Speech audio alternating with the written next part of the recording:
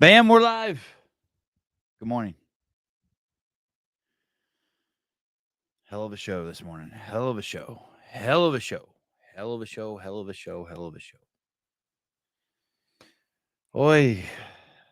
I was thinking today, Lance is coming on.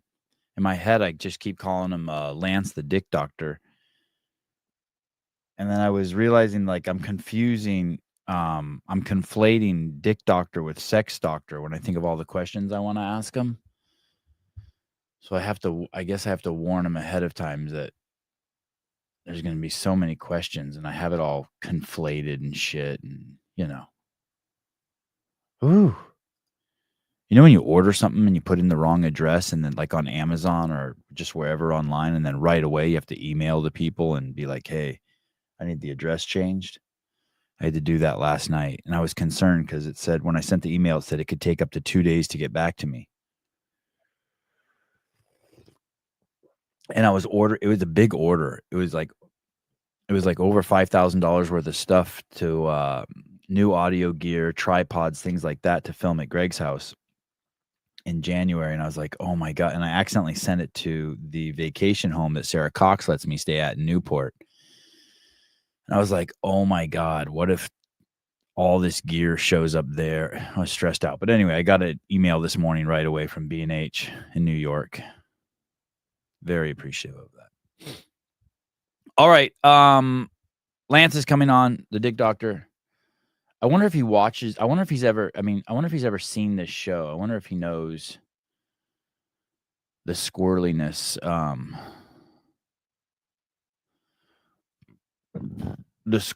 of the show.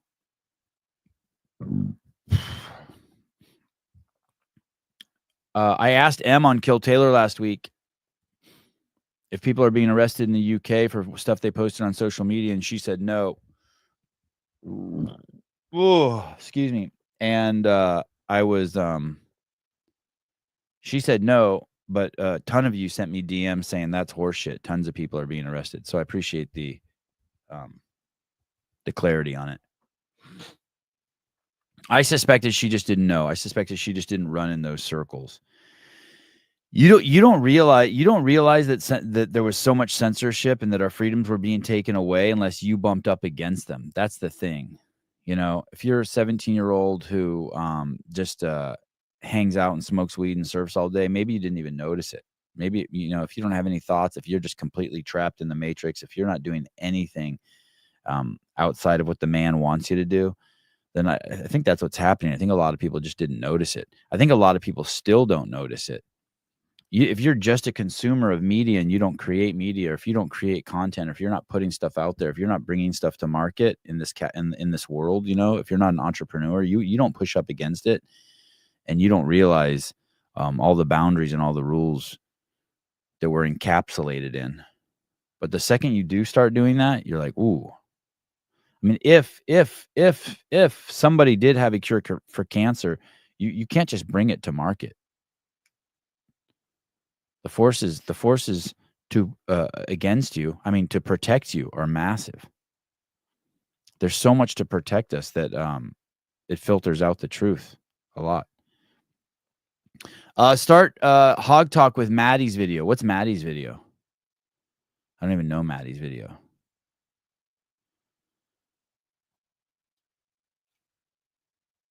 If you spent less time on the internet, you weren't censored. That's almost completely outside the matrix. Maybe, but what about the Amish? They pushed up against the matrix, and they're never on the internet. They don't even use electricity. That's how.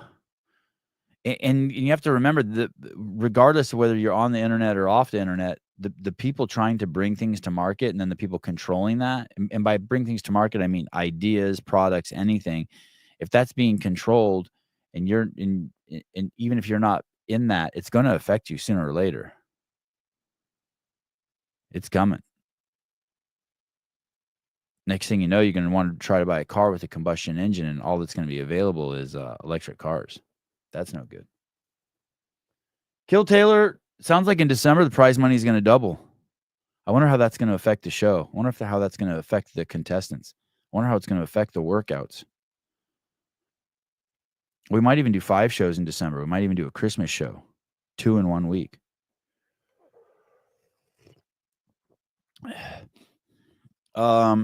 Maddie did a cold water plunge for regen. It's better than Brooke's video. I don't know who Maddie is. I barely know what I know what a cold plunge is. I don't know what regen is, and I have no idea who Brooke is. So there. Take that for trying to help me understand and then not understanding. So there's that. How cool is Two Brain Business giving us money to run a affiliate video contest? It's nuts. Put your money where your mouth is.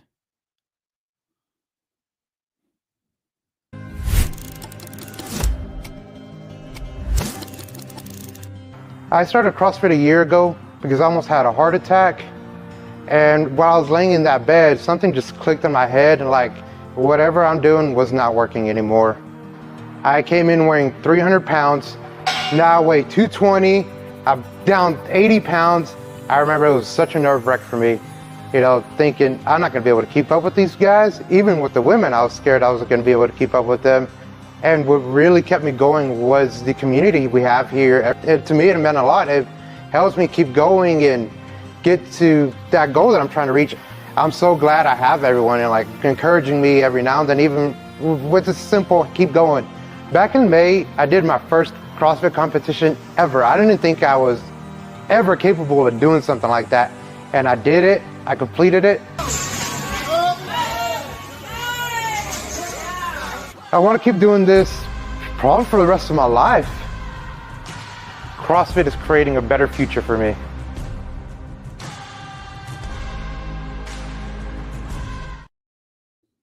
Yo. Lance, what's up? Good morning. Hey, what's up, Savan? How are you? I'm awesome. I'm living the dream. Same. Good to see you. Hey, I have something I need to confess to you. What's that? I know you. I don't know exactly what kind of caregiver you are, but I definitely conflate you with a sex expert. So I apologize for the questions that switch out of your lane, because anything penis related seems like it's sex related to me. So I apologize if there's any questions that are out of your expertise. I will let you know if it is out of my scope to talk about. Okay, I appreciate it. Hey, have you ever watched this show?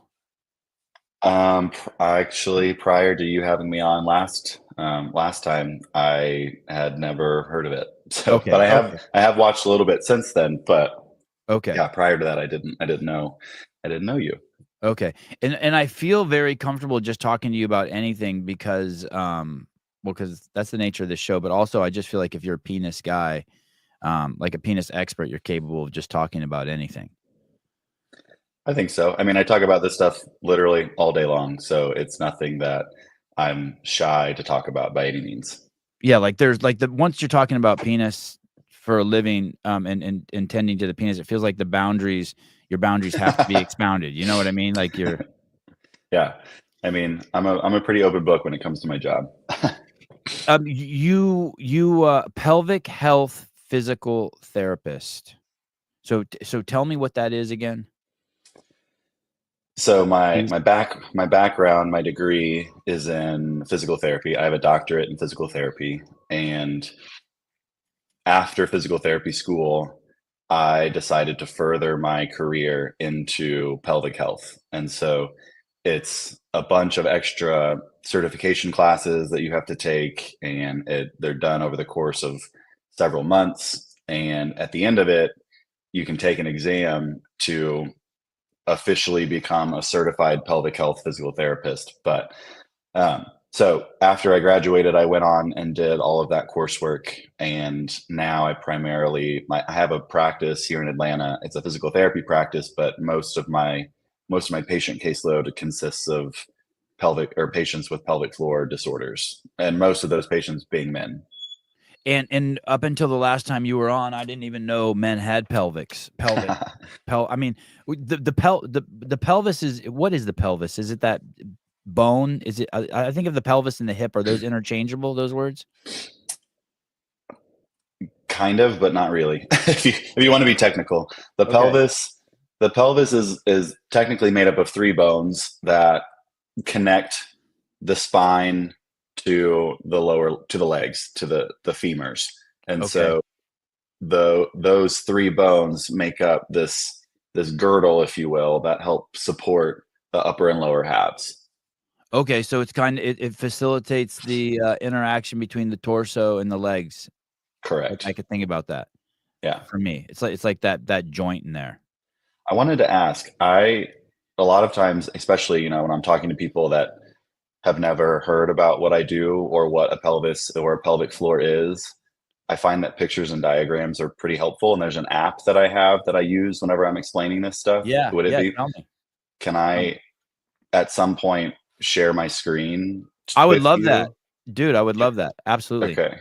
Let me get it pulled up and then, Or you could tell me whatever. If it's easier, I can do it for you. Or if it's easier for you, you can do it. Whatever you want.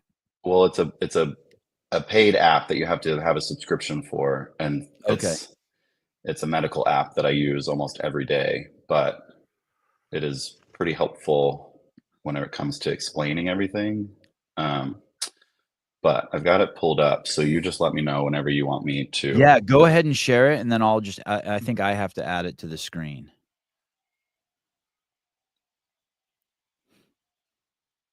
How is business? Busy? Yeah, I mean, I see about 30 patients a week, between 25 and 30. Can you see my screen, or can you see the? Oh yeah, yeah. Oh, that's nice. Yeah. Let me bring that up. That's really nice. Okay, I love it. Okay. But yeah, I see it. Don't bring up any porn or anything. I don't want to get a ding. Okay. No porn. This is all medical anatomy. What's that But hole right there? Is that the butthole? no, this is technically it's the penis where it's the muscular layer of the penis. Hello, Mr. God, that penis is straight. Hey, really quick on a side note, if you masturbate your whole life with your right hand, you will slowly put a curve in the penis, right? That's not necessarily true, but I mean, it is a force of function, and so there is some lean that can happen, but I think that is not necessarily been proven to be true. But if you hung, let's say you spent 10 minutes a day. God, that seems like a long time. Let's say you spent 4 minutes a day masturbating. If you hung a weight from your ear for 4 minutes a day, every day for 10 years, your earlobe would eventually it would stretch out, right? Well, yeah, because that tissue has elasticity to it that it is able to do that. They're the type of I mean, the skin around our penis is the same skin that's around our ears. So the skin would stretch, but the tissue underneath, actually just let me use my anatomy app here. So this part could stretch, the fascia and the skin, but underneath this deep, like spongy layer, Yeah. that won't stretch over time. And so Okay. the skin will stretch, but there's a deeper structure underneath there that is a little bit more rigid and doesn't have the same elasticity principles as the skin on top of it. Have there been any studies on that by any chance? Well, so they've looked at like Like penile length. right-handed guys versus left-handed guys? That would just be a quick way to, cut through the chase, right? Well, so they haven't necessarily looked at like right hand versus left hand masturbation, but there are some penile stretching devices out there that are intended to help, lengthen, get more length to the penis, that they have looked at studies over time, and the results have been negligible. Okay. All right. Fair Sorry, enough. go ahead. No, fair enough. Okay, I'm going to be distracted a lot. I can tell during this one. I'm going to have a lot of questions. Okay, pelvic. Pelvis. So yes, technically, let me just take off the muscles here. So the pelvis itself is just these three bones right in here that connect the spine to the lower extremities. And so when we're talking about a pelvis, this is the bony structure that creates that stability. But then underneath, oh shit, I'm going to take off the abdominal wall here. But underneath the abdominal wall and within the pelvis, we've got this muscular layer called the pelvic floor, which is a group of muscles that facilitates our ability to pee, poop, have sex, and create that general stability from the upper and lower halves. And so these Show me muscles, those muscles again. Which ones? just getting to those, these right inside the pelvis. So these muscles right in here, and then the outermost layer up into the perineum. These are considered pelvic floor muscles. Oh, I And see the people, pooper. I see the pooper now. Now you can't treat that's yeah, that hole. Okay. that's the anal sphincter, and then this hole right here is the tube that the muscles create that the shaft of the penis comes out of. So the pelvic floor sits there and then it kind of wraps up into the penis. Underneath the penis, Yeah. it's kind of So all of these deep muscles, 3 layers of pelvic floor muscles, and the deepest 2 layers sit inside the pelvis. But the outermost layer, the most superficial layer, sits on the outside of the pelvis. So, and these are the muscles that facilitate erections and ejaculation and bowel movements and urination. These other muscles deep inside, they really create more of a stability effect. They hold the intra-abdominal organs. They hold all of our organs just kind of upright, like a hammock or a sling. and do or if minus the ones that come up onto the penis, are all those ones on the bottom identical in females? Um, no, No. the Okay. muscle, all of these are, but well, let me just switch it over to a female. So these muscles in the back are pretty much the same, but the vaginal muscles are oriented a little differently. I don't know why Could that's I doing see that. from the top from the looking into the person? Oh yeah. Okay. So they're relatively the same. These back half muscles are relatively the same, just the ones in the front are oriented a little differently. So your expertise are those muscles. Yeah. So when I'm working on patients with pelvic floor dysfunction, my expertise is in here. Basically, I always tell people below the rib cage and above the knees is kind of my specialty when it comes to physical therapy and rehabilitation. And then some of the signs that your muscles are having issues are what?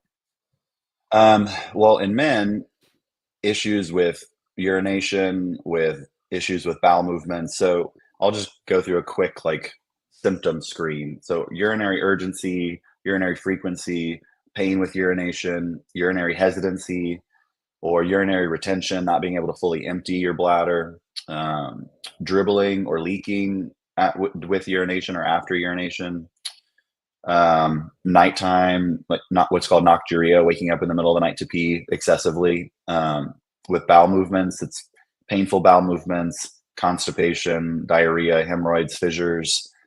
Um, with sexual dysfunction, it's painful erections, painful ejaculation, erectile dysfunction, a weak erection, or pain with ejaculation, or delayed ejaculation, or premature ejaculation,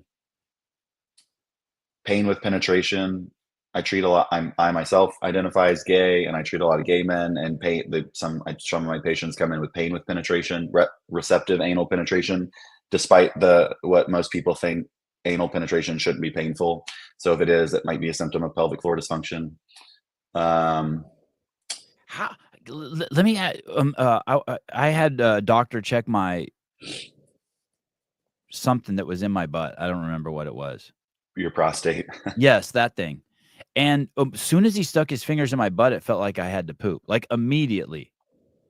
I mean, there are lots of little nerve endings inside the rectum that, if that's not something that you're used to, it'll trigger your brain to make you feel like you have to have a bowel movement. This is crazy, but should you be sticking anything in your butt? Like, is there like a rule like, hey, you probably shouldn't stick anything in your butt?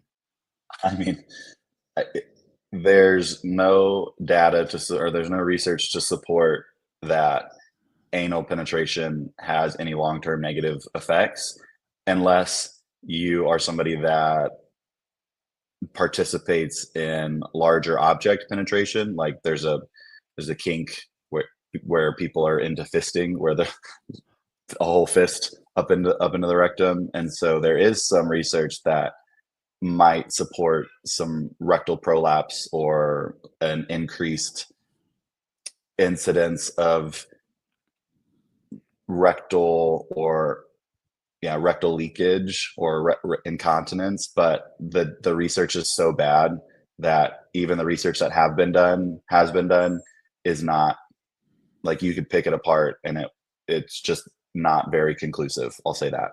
So I'm so closed-minded. I don't even think people should get piercings. So let me try to get outside my closed-mindedness. What about is there any data that shows that you should penetrate your anus? Like, is there any data that shows like enemas are good?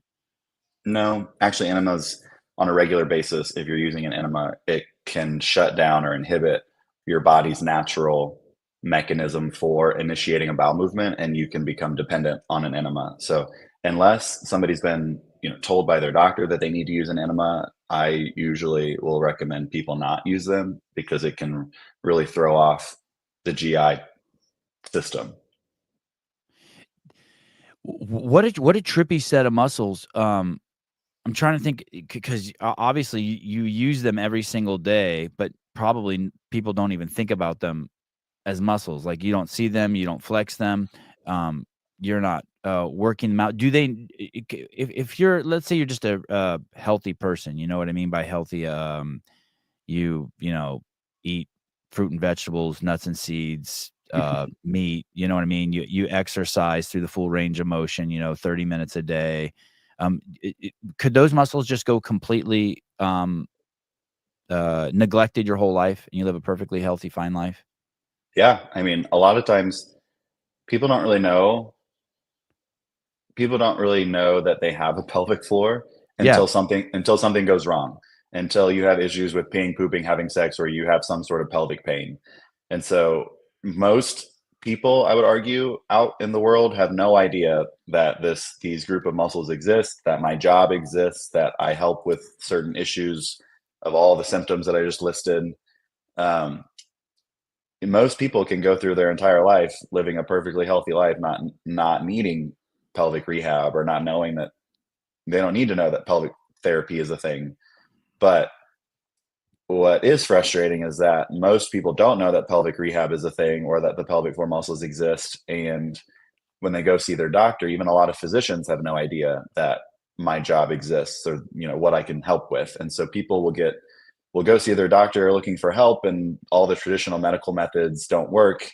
And then people get stuck in this loop of having symptoms but not being able to get any help for it until they start Googling their symptoms, or they see me on TikTok or another pelvic PT on Instagram and hear about what we do and what we can help with. I mean, that's the whole reason I started my TikTok page during COVID, was just to help build awareness about what I do and what I can help with. And so I get probably a handful of patients every month just from social media that were like, I didn't know that you existed until I stumbled across your video. And my doctor never told me about this. My gastroenterologist, my urologist never told me about what you do. So anyways, I could go on a whole soapbox about this topic. And I have some questions around that about people taking antibiotics for things that don't require antibiotics. I'll get to that in a second. During there's a lot of stuff coming out there about people who during the years of the mass injection that was demanded, over the entire planet Earth. Now a lot of data is coming out of like things that possibly could be going wrong. You know what I mean? Like we're seeing people dropping dead, heart attacks, inflammation, a rise in cancers, all of this stuff. Is there anything that you've looked at that been like directly to the pelvic floor or to the penis or to the vagina where you're like, hey, there's some interesting uptick there since they've had this mass injection across the planet. You know, obviously the big one is the heart. A lot of people have seen stuff weird with their heart. Have you noticed anything directly related to the genitals or the pelvic floor? I mean, I haven't specifically.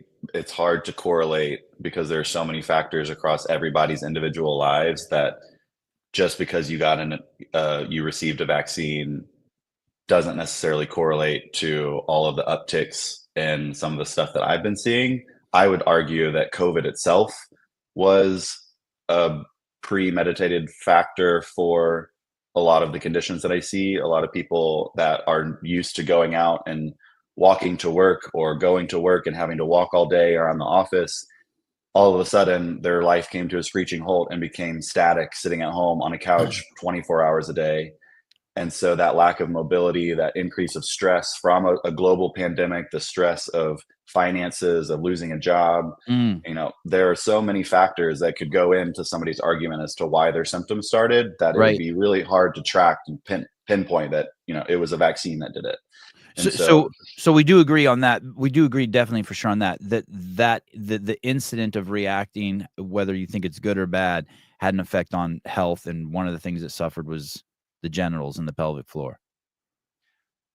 I will agree that the situation of COVID as a whole initiated an uptick in patient caseload, chronic pelvic pain for me specifically. Whether or not that was due to the vaccine, right? I'm not going to speak to that. Sure. Here, to further your point, I think I saw something that the average adult in the United States put on 29 pounds. And putting on an extra 29 pounds isn't good for any part of the body, whether it's your feet, your penis, your ears. It's just your vision. It's all bad. Yeah, I mean, anybody putting on an extra 29 pounds, that's not going to bode well for any part of your body. Your heart, your brain, literally anything everything's going to suffer for that. And the stress itself was just a lot to take on for a lot of people for various reasons. And, COVID was a really hard time for a lot of people for a lot of reasons. And so, especially for my pelvic floor patients that are used to being active and going to CrossFit 4 to 5 times a week or going to the gym 7 days a week, suddenly had to completely halt their life. And that lack of mobility, that lack of movement, all of that stress, a lot of my patients that come in with pelvic floor dysfunction, I always tell people hold their stress in a lot of different ways. People hold it in their necks or in their feet or in their shoulders. All of my patients hold their stress in the pelvic floor. And we haven't really talked about why pelvic floor dysfunction happens, but most of the time when patients come into my clinic, essentially they come in with a pelvic floor that is just so tightly wound. I call these people the tight asses. These are the type A, the high stress, the anxious, the high achievers. They just hold all of their tension in their pelvic floor and just walk around in a Kegel all day long. And those muscles don't ever relax. And those muscles have to be able to relax in order for us to urinate and have bowel movements and have sex successfully. So, I mean, COVID was just not fun for a lot of reasons, but in terms of the patients that I see, there is a pretty significant uptick, especially in chronic pain, the chronic pain patients that I see. Just across the board exacerbation of whatever. If you had a tight jaw, it probably got tighter. Hey, I took my first hot Pilates class yesterday. How'd it go? It was amazing. I cannot recommend it enough. It was a weird kind of hard. It was a really, really weird kind of hard. Pilates is hard. Yeah, it was. It was just basically you went into a dark room. It was hot as shit. You're in there with like 40 the most beautiful moms you've ever seen in your life and 20 shirtless dudes. Not me. I wore long john shorts, shirt, and a sweatshirt. But it's an hour of vacillating between holding planks and all these weird positions, and it got really, really hot. And I brought water there thinking I wouldn't drink it. I drank the whole thing of water. I drank 2 pints of water before I went into the class. When I came out, I was parched. I drank a pint when I was in there. It was nuts. It It's was hard. nuts. Yeah. Pilates And itself is hard. Adding in the hot element to it is no, thank you. No, thank you. the first 10 minutes were, I mean, I'm 52. The first 10 minutes were amazing. Like I couldn't believe how great being in that room, all my joints felt. But I wasn't myself the rest of the day. I was wiped. I was wiped. And I exercise a lot, and I was wiped. I was Pilates is completely hard. wiped out.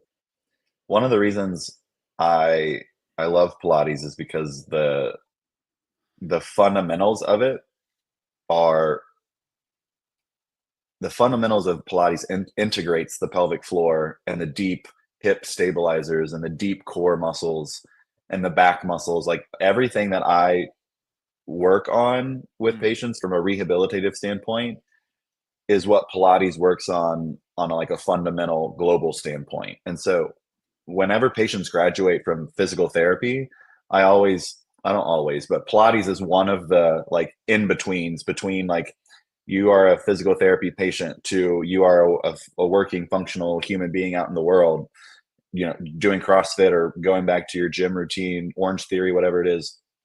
Pilates is that in between a lot of times that I'll recommend patients do before they go back to their full like workout routine for a few weeks. I could notice, I mean, obviously I put my body into a lot of shock because I'm not used to those movements in that temperature. But I woke up this morning and I could totally see the difference in my body. It was crazy. And I'm 52. I was like, wow, holy shit, I cannot believe how different my body is. Let me ask you this is way off subject, but do you think that doing Pilates just once a week is enough? Does that make you a weekend if you do other kinds of exercises? Like I was thinking, oh, maybe I will start doing it just on Sundays. And then I was like, is that enough?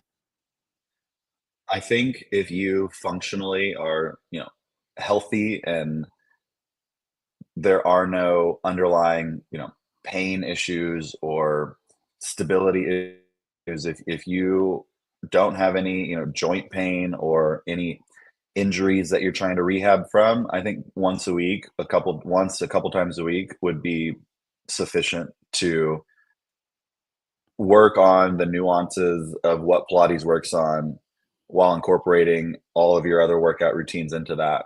I think that would be plenty. Philip Kelly, wow, one Pilates and your physique drastically changed. It didn't drastically change, but it was just like the first time I did CrossFit. Within a week, I was like, holy shit, something's going on with my body composition. I see something different in the mirror.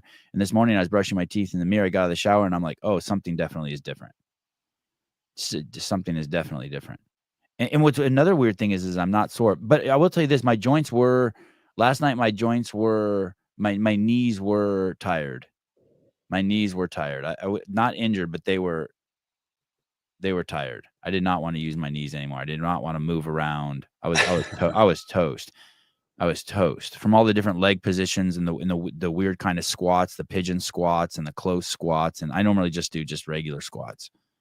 Right. And that's one of the reasons why I love Pilates is because, with CrossFit or Orange Theory or just going to the gym on your own, like most people really only work on the larger muscle groups, the quads, the glutes, the rectus abdominis, the six pack muscles. Like people really only work on the big movers and they don't really focus on the smaller stabilizers. And that's all Pilates is working on the small stability muscle groups within the hip, within the pelvic floor, within the deep core, within the deep lower back. That's all Pilates is. Yeah, there was a lot of standing on one leg and touching the ground. A lot of standing on one leg. I mean, it was crazy how quickly I was shaking in every movement because of all the single leg stuff.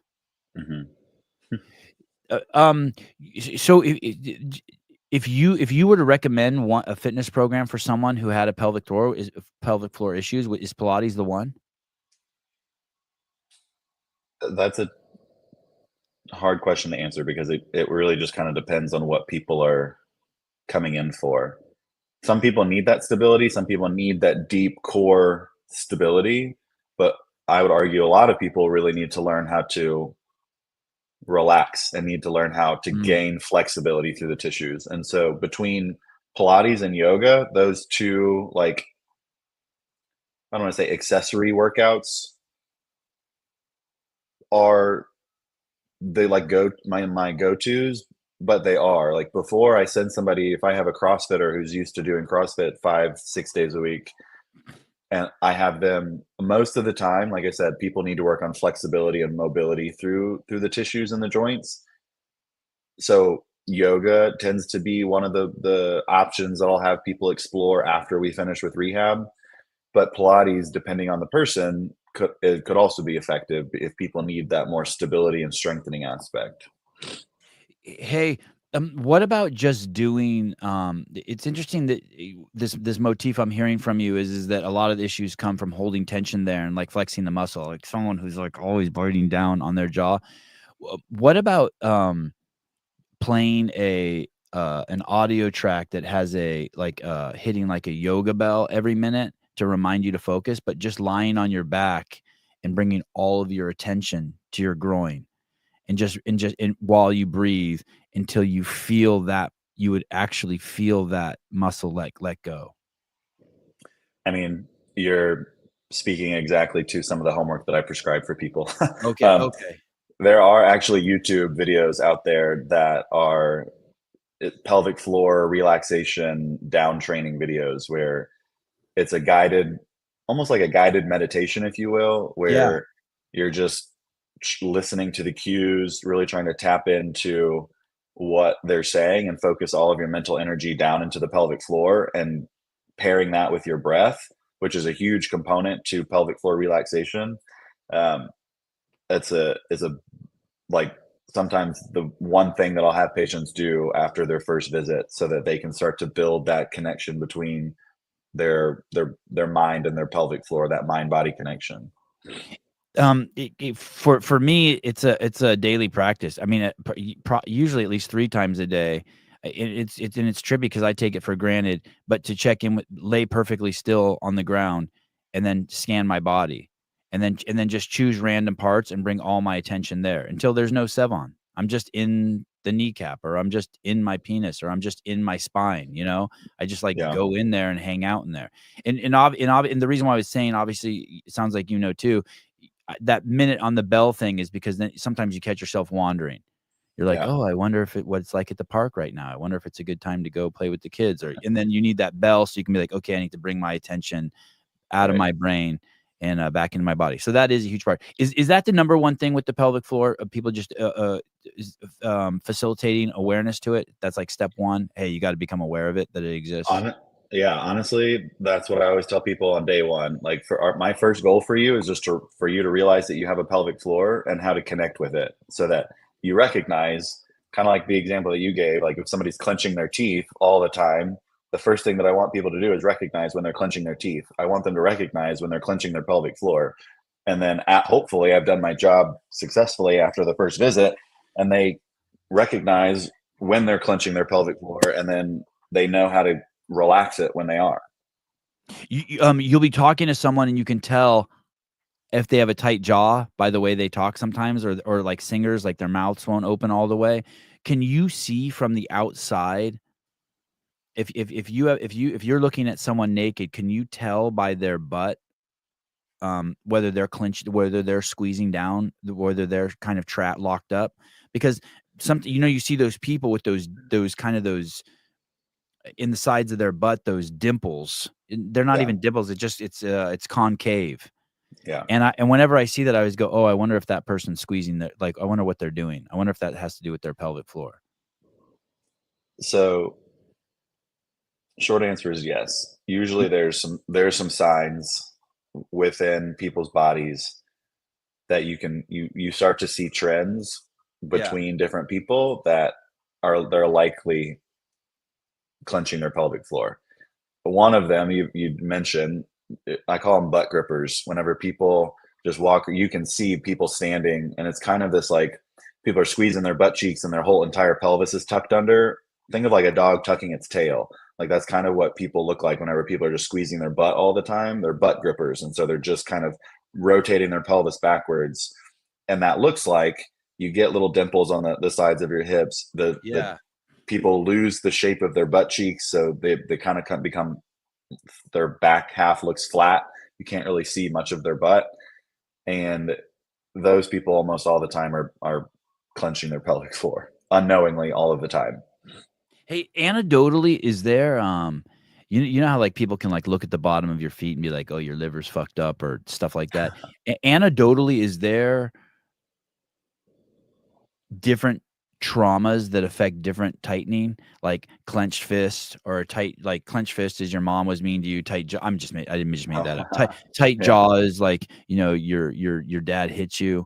Is there anecdotally anything that you see trauma that leads to that tightening? I can't say that it's, causation doesn't mean it's, causation doesn't necessarily mean correlate to correlation, but one specific type of trauma that a lot of times can contribute to somebody with an overactive or a hypertonic tight pelvic floor is a sexual trauma. If somebody's experienced some sort of sexual abuse or sexual trauma, a lot of times I've worked with a lot of patients that have had sexual trauma in their life that has then translated to this tight, overactive, hyper protective pelvic floor that leads to issues with peeing, pooping, having sex, or just creating general pain complaints. Which would make sense. I mean that one's kind of given. Are there any others that stand out to you? I mean, not really. No, not in terms of like pelvic floor disorders. The sexual trauma is really the biggest one. I mean, sometimes like a physical trauma, like a fall. And I always tell people there's a book called The Body Keeps a Score, and it's about this exact topic where different traumas that people experience in their life show up in a lot of different ways. And for a lot of my pelvic floor patients, we've already talked about stress and different types of trauma and how that can impact somebody holding tension in the pelvic floor. But a death in the family, losing your job, a divorce, any sort of just life trauma sometimes can facilitate Holding on. leading to holding on, in the pelvis. You'd recommend this book. Look at that. 77,000 5-star ratings. That's insane. Yeah, it's one of the whenever somebody it tells me that they've experienced any type of trauma and we're trying to unpack all of this pelvic floor work, this is one of the resources that I recommend people listen to. Oh, I should listen to this. I was in a really bad bike accident when I was 7. I wonder if that, I spent a lot of time in the hospital for it. Banged my head really hard. They thought I was going to be gorked when I came to. Maybe I am gorked. Maybe. All right. Lance, your practice is in Miami? Atlanta. Sorry. Why do I always think it's Miami? Atlanta. That's okay. I'm in Atlanta. Yeah. And do you still take clients?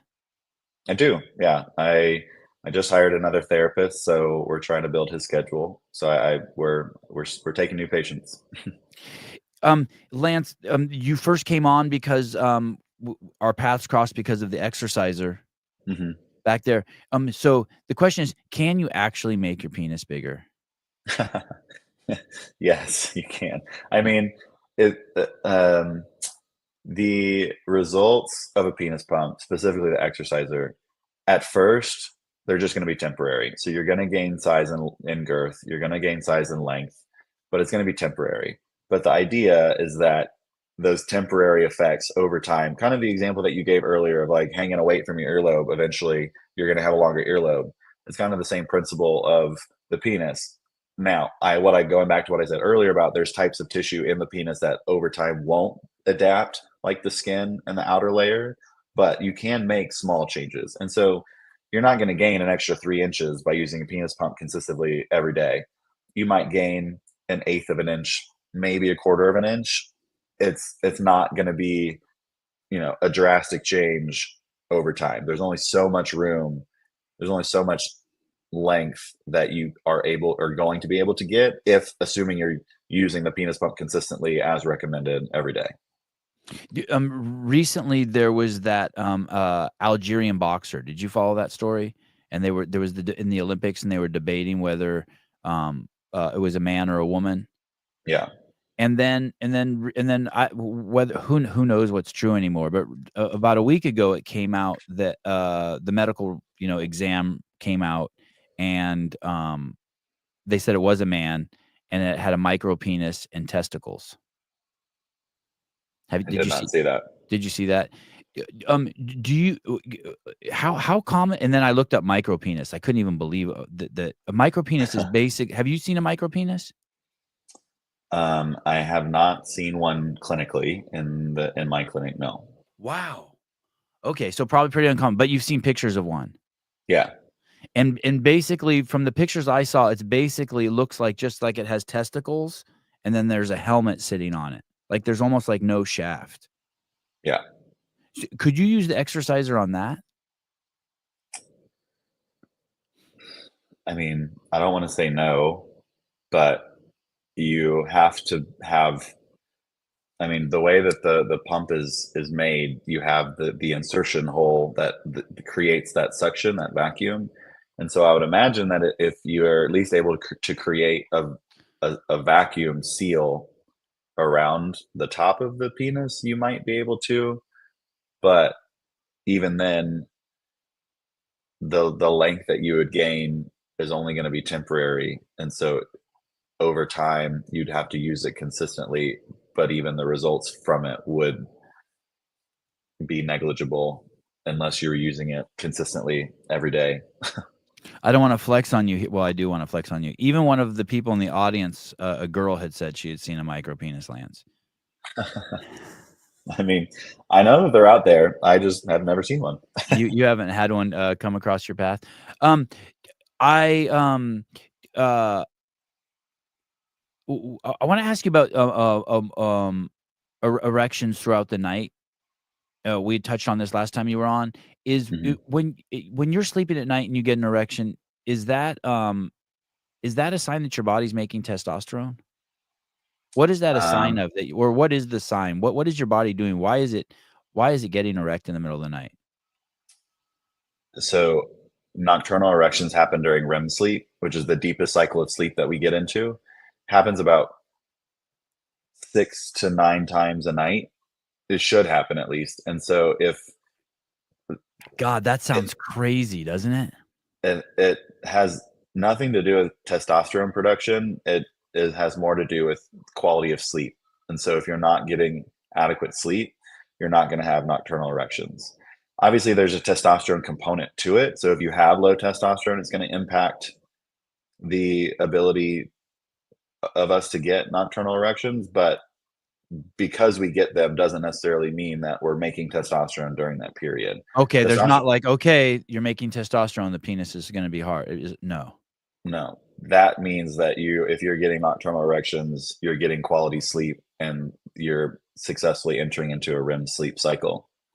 And why? What is the mechanism? I heard at night when you sleep, if you get adequate sleep, there's your brain goes through some sort of cleaning process every single night. It does some sort of flush. Why is that similar with the penis? Like, why does it need to? That's a lot of erections, dude. 1 an hour. If you sleep for 8 hours, that's like you're on 1 an hour. That seems like a lot.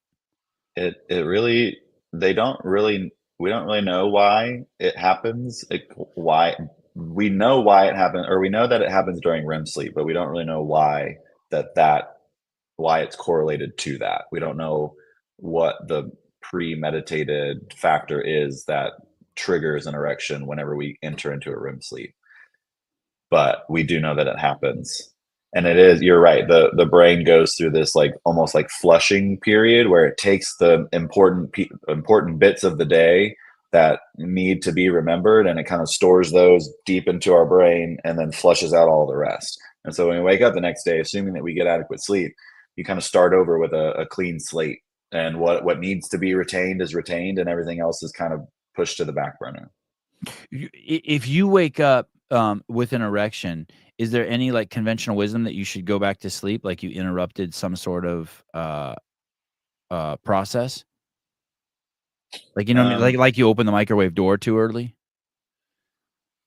If you're waking up during REM sleep, there's probably some other factors going on that you need to tease out as to why you're waking up, because REM sleep is supposed to be the deepest, most, I don't want to say unconscious part of our sleep, but when you're in a REM sleep, it should be really difficult to wake up during that. And so if you're waking up consistently during that, I would want to figure out what other factors were going on, you know.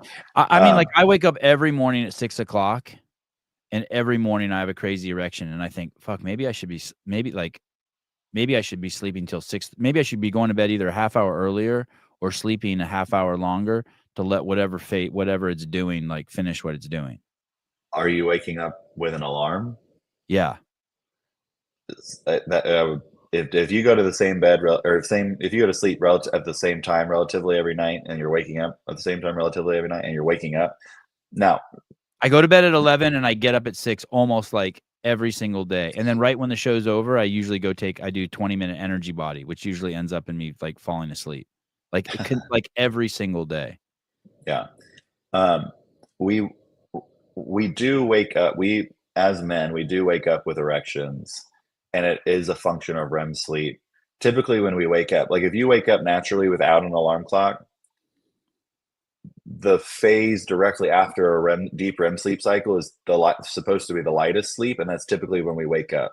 And so you're coming out of a REM sleep whenever we wake up naturally on our own. But if your alarm clock's going off every morning and it's waking you up in the middle of a REM sleep, Yeah. that's probably why you're waking up with a rock hard erection. Yeah. Thank you. It is rock hard. It's crazy. It's crazy. It's so fun. God, I almost feel bad for people who don't ever get to experience a penis. They're so fun. They are fun. They are so crazy. Penises are fun. They're so crazy. It's like it's yours, but it's not yours. But you're definitely responsible for it.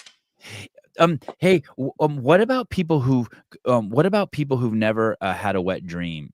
Is there any way to induce a wet dream? Is there any like what way like you could summons one, or like any practice you could do to summons one?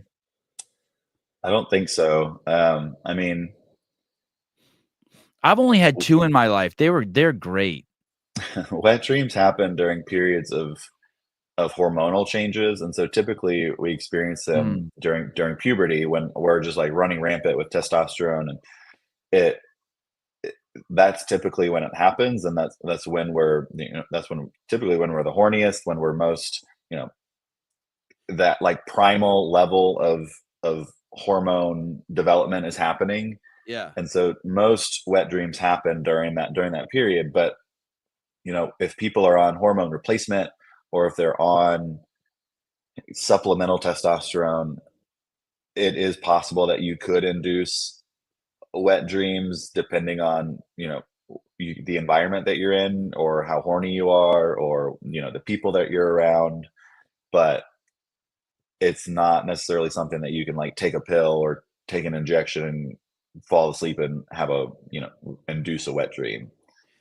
If you had a camera, I always wondered this.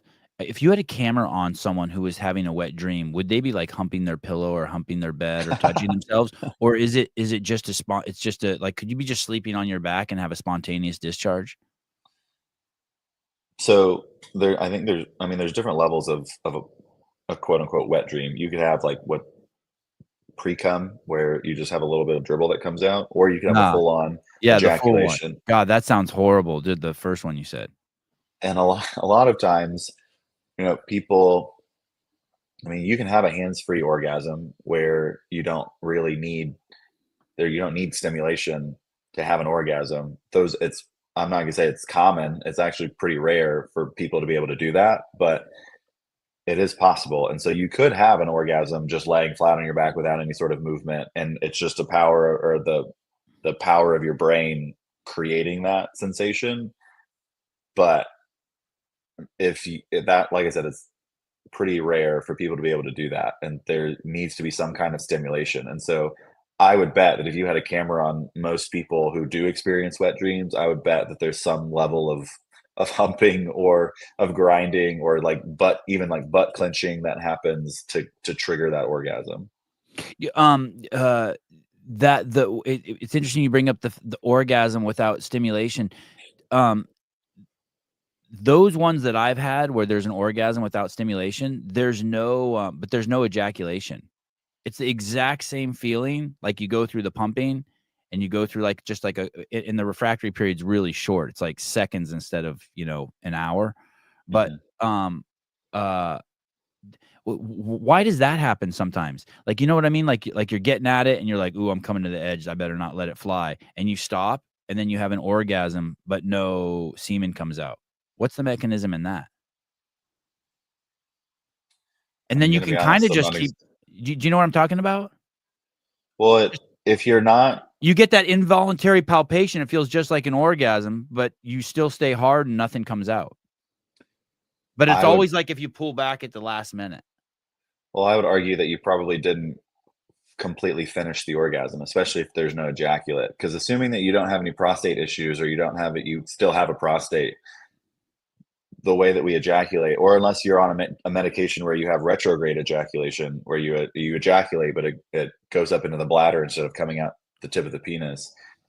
Is that bad? If it's not bad, some medications can induce a retrograde ejaculation. We A might lot need of to we might need to bring up your picture for that. I can't even picture that. Okay, go on. We'll bring that up in a second. That's crazy. But if you're having the sensation of an orgasm, but there's no ejaculate that comes out, I would argue that you probably didn't completely fully have an orgasm, and that's why you're able to keep going. Because there is a point of no return, and this is one of the if people have ever heard of, or I know Yeah, you most can't people cross have, that point. You can't cross that point. with premature ejaculation, one of the techniques that people will coach people through is like edging. And so if you're edging, basically you're either masturbating or having sex to the point of just before the point of no return, Yeah. and waiting for that sensation to subside, and then continuing to go once that sensation is completely passed. And so you're trying to build up that latent period between no sensation and an orgasm. Yeah. And so back to your point, where if you're having, if that sensation of like you're close to having an orgasm, but you stop yourself before you do, I would argue that you probably didn't have a complete orgasm then, especially if you're able to orgasm, or if you're able to ejaculate afterwards. After Yeah. that. Yeah. So that's just now we're talking definitions and semantics. So I like that. So basically, if you don't, you're suggesting that if you don't ejaculate, whether it be a retro, I don't know where it goes in the bladder, you said, or out the tip of the Well, penis, you're suggesting that's not even a full orgasm. that's not what I said. If Oh, okay. you retrograde ejaculation, you are having an orgasm and you are ejaculating. It's just not coming out at the tip of the penis. It's going up into the bladder instead. Right. Right. And so you have a full orgasm. It's just you don't have any seminal fluid because of it. Right. And with what I'm talking about and what you're describing, I would argue that you're probably not. There is no ejaculate that's happening because you're not getting anything out of the tip of the penis. So So it is kind of semantics, but it's details that are important, especially whenever I'm working with premature ejaculation patients. This is a conversation that I have all the time with people. I can't imagine sex without edging. If I didn't edge, it would always be over in like 3 seconds. Like you always have to edge. You always. I mean, it's. I like to I prefer to call it pacing. I mean, edging, pacing, If- whatever you want to call it. Pace yourself. Pace yourself. But it does seem like from my experience, you could bring yourself close to ejaculation, then you can have the involuntary pumps. The more times you do that, also I would claim 100% of the time, subjectively, that the orgasm is significantly better. So, like, if you can do that like 5 or 6 or 7 times and have 7 orgasms as a guy before you finally, or I guess you don't call an orgasm, but those I'll call it involuntary palpations that bring you close. Then when you finally do have it, it's crazy. It feels like a water truck came out. I mean, and that's why a lot of people who have penises enjoy edging, because if you are doing that consistently over time, the buildup of the intensity of the orgasm makes the final orgasm that much more pleasurable. And your wife's not mad at you, or your partner's not mad at you. True. But the people who have premature ejaculation, who don't necessarily know how to control that sensation, that first sensation of an orgasm they finish to completion rather than having that control to kind of pull back and pace it, as you call it. Some people don't have that control, and that's one of the things that pelvic PT can help with or should be Is able that to help really with. true? That's not just an asshole? That's just or a 15-year-old boy? You know what I mean? Like, is there really such thing as premature there is? 100%. I mean, I treat so many patients in the clinic that have premature ejaculation. How do you distinguish that? Do you have to be like, "Okay, dude, be honest with me." That's literally Can't what I say. I'm like, can okay, you why don't you just stop pumping and bite your tongue or something or think about fucking basketball? Like, what are you doing? a lot of times it's out of their control. It's a nervous system response. The sympathetic nervous system is just in overdrive, Uh-huh. and they themselves can't consciously control the intensity of their nervous system, and so their nervous system is driving this orgasm involuntarily. And so I'll have patients will say that, I've tried numbing creams, I've tried thinking of, kittens and my grandma dying, and like Yeah, it's grandma just dying's great. it's a it's an involuntary nervous system upregularity that is driving the orgasm. It's not anything that is within their control per se. And so technically the American Medical Association, the AMA, they describe premature ejaculation as an unwanted orgasm or ejaculation that happens in under, I think it's 2 minutes, that causes distress to the patient. And so That's a lot of subjective shit, right? it's a lot of subjective stuff. And so people will come in and they'll say, I have premature ejaculation. And I'll ask them, like, well, what does that mean to you? Like, how long would you say that it takes you to achieve an orgasm? And some people will say literally, less than 30 seconds. I put it in and I'm done in less than a minute. And then I'll have some patients that say, well, I can't last longer than 15 minutes. And it's a very it's a very it's a very subjective diagnosis. And so a lot of my job is talking about setting expectations and like what realistic goals look like for people. And so anyways, I kind of went on a soapbox there, but what you're describing is that sensation of an orgasm, being able to pull back from that, Yeah. just means that you have good pelvic floor control. Boy, because that's interesting. I never thought of it as that. I just thought it was like good self-control. I equate it to like someone comes by, you're somewhere and someone comes with a box of donuts and you just don't eat it. To me, I mean, they're so similar. Okay, don't be a jackass and eat that donut. I could see that, but sometimes it's it's outside of people's control. It's not just a I will or I won't do this. It's a my body won't allow me to not do this sort of thing. Yeah. Listen, if you're having sex for more than 15 minutes, you're a jackass.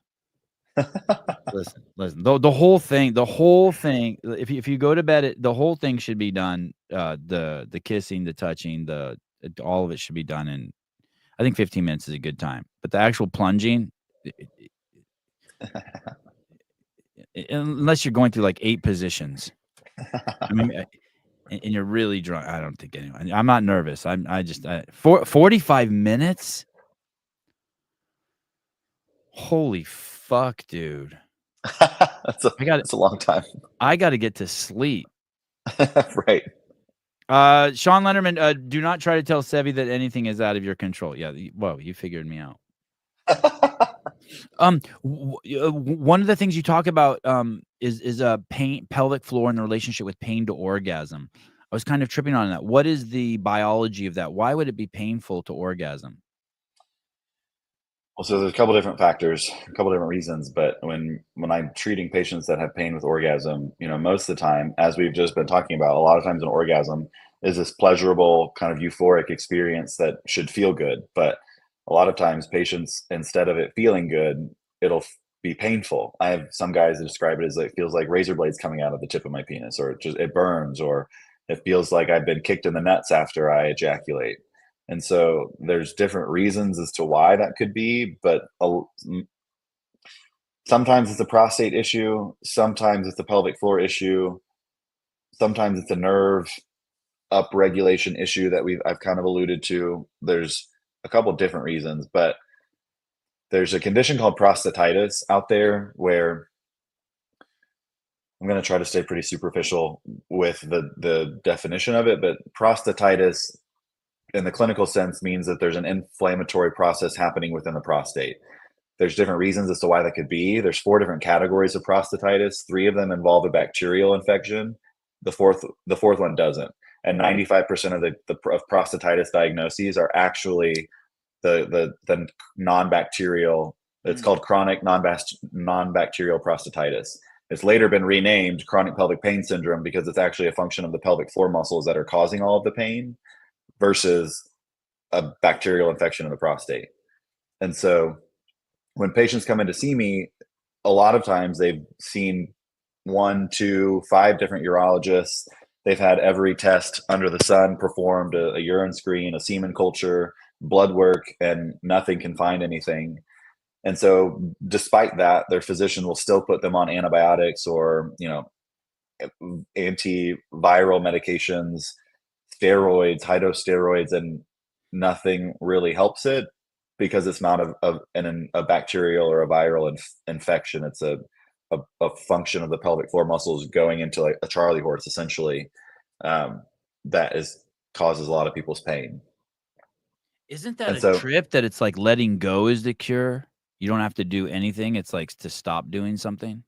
It's literally, I don't want to make light of it because I've treated patients that have been in pain for 10 years that haven't had any sort of help with it because the medical community just doesn't know that people like me exist, which is incredibly frustrating. But a lot of times it's just like, if you just relax your asshole, if you just relax your pelvic floor, a lot of these symptoms would improve.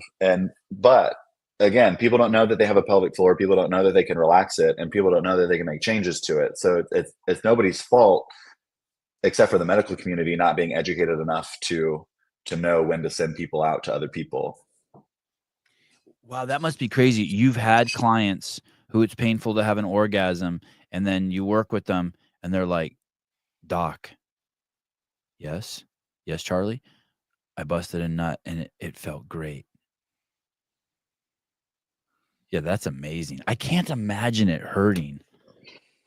It's people a lot of times will describe it as like the space between the testicles and the anus, that like the taint or the gooch. Yeah. That part of the body just feels like it goes into a Charlie horse. It feels. Oh, I've had that. I've not in a long time, but I remember I've had that probably a half dozen times in my life where it's always related to yawning. I've yawned and that thing that thing cramp. Interesting. Yeah. Have you ever had that thing cramp? That spot in between there cramp? It's crazy. I have not, but I treat people on a daily basis that's what they're coming in to see me for.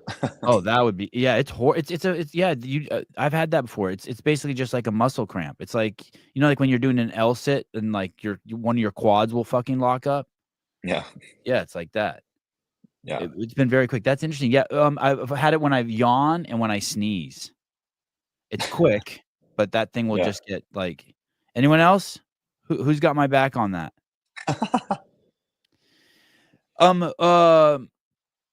There was this I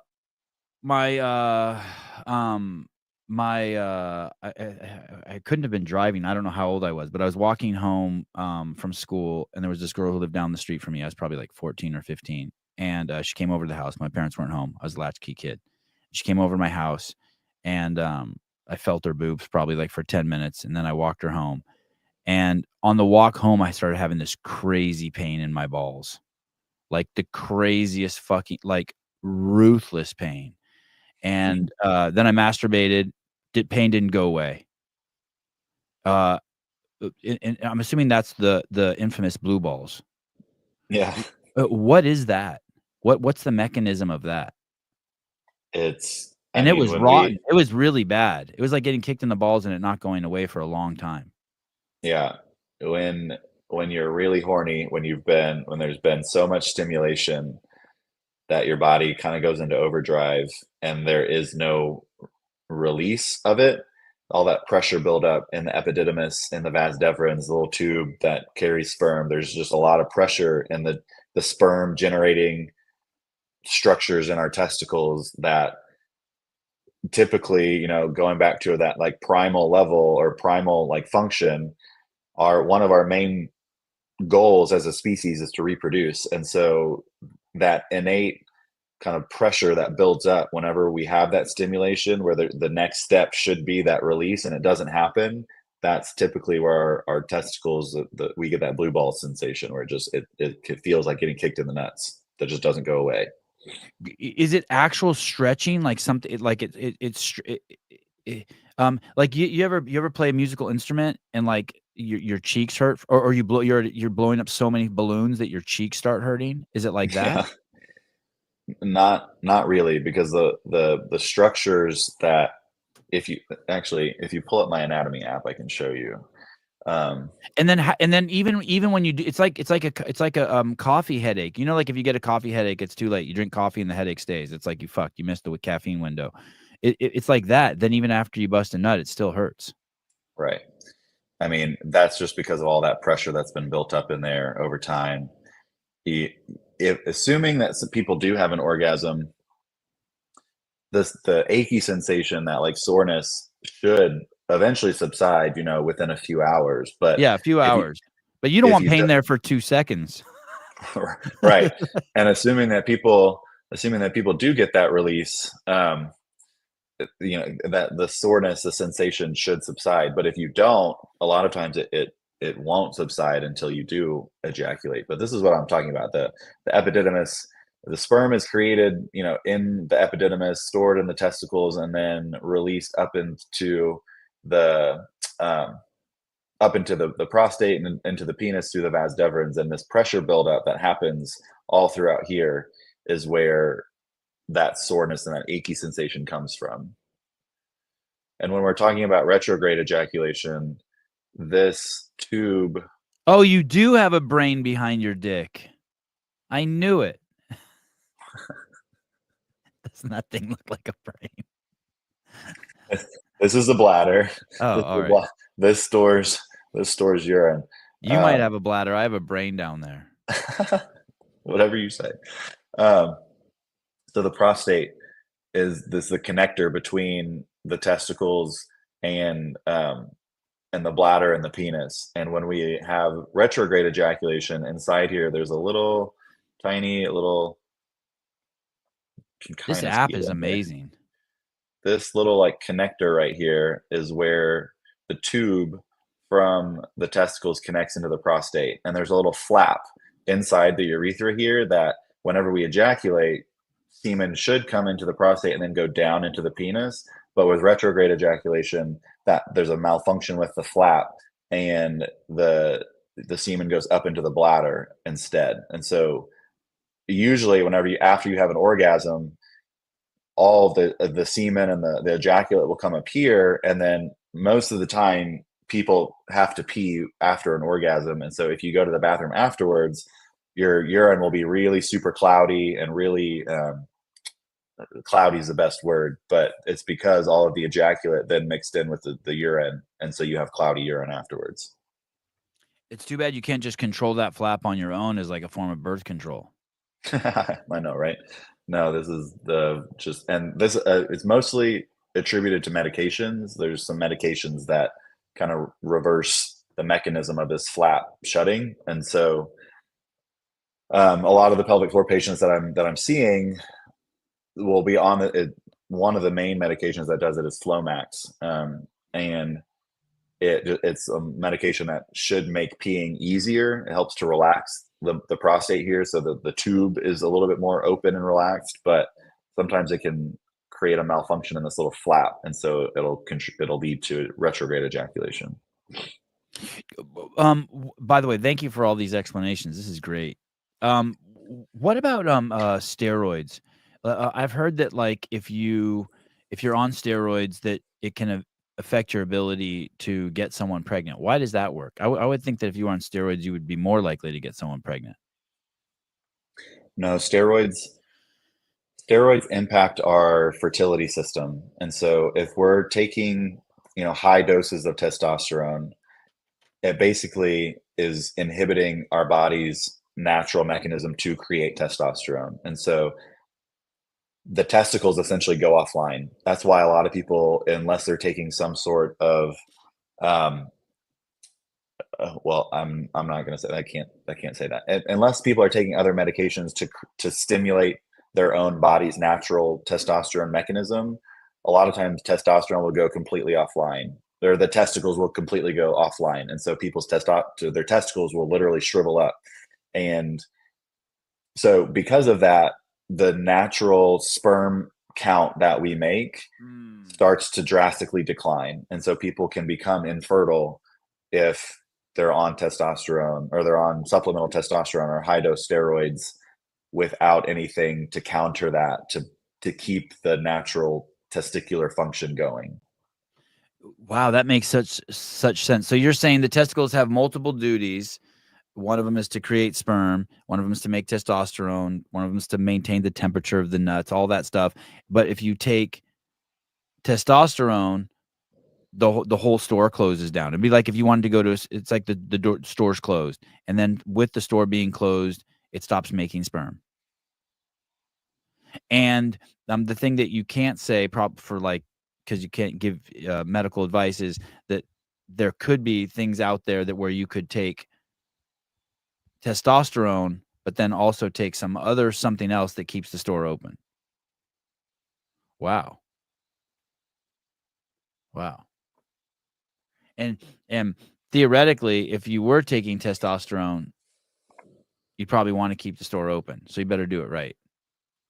If you want to reproduce.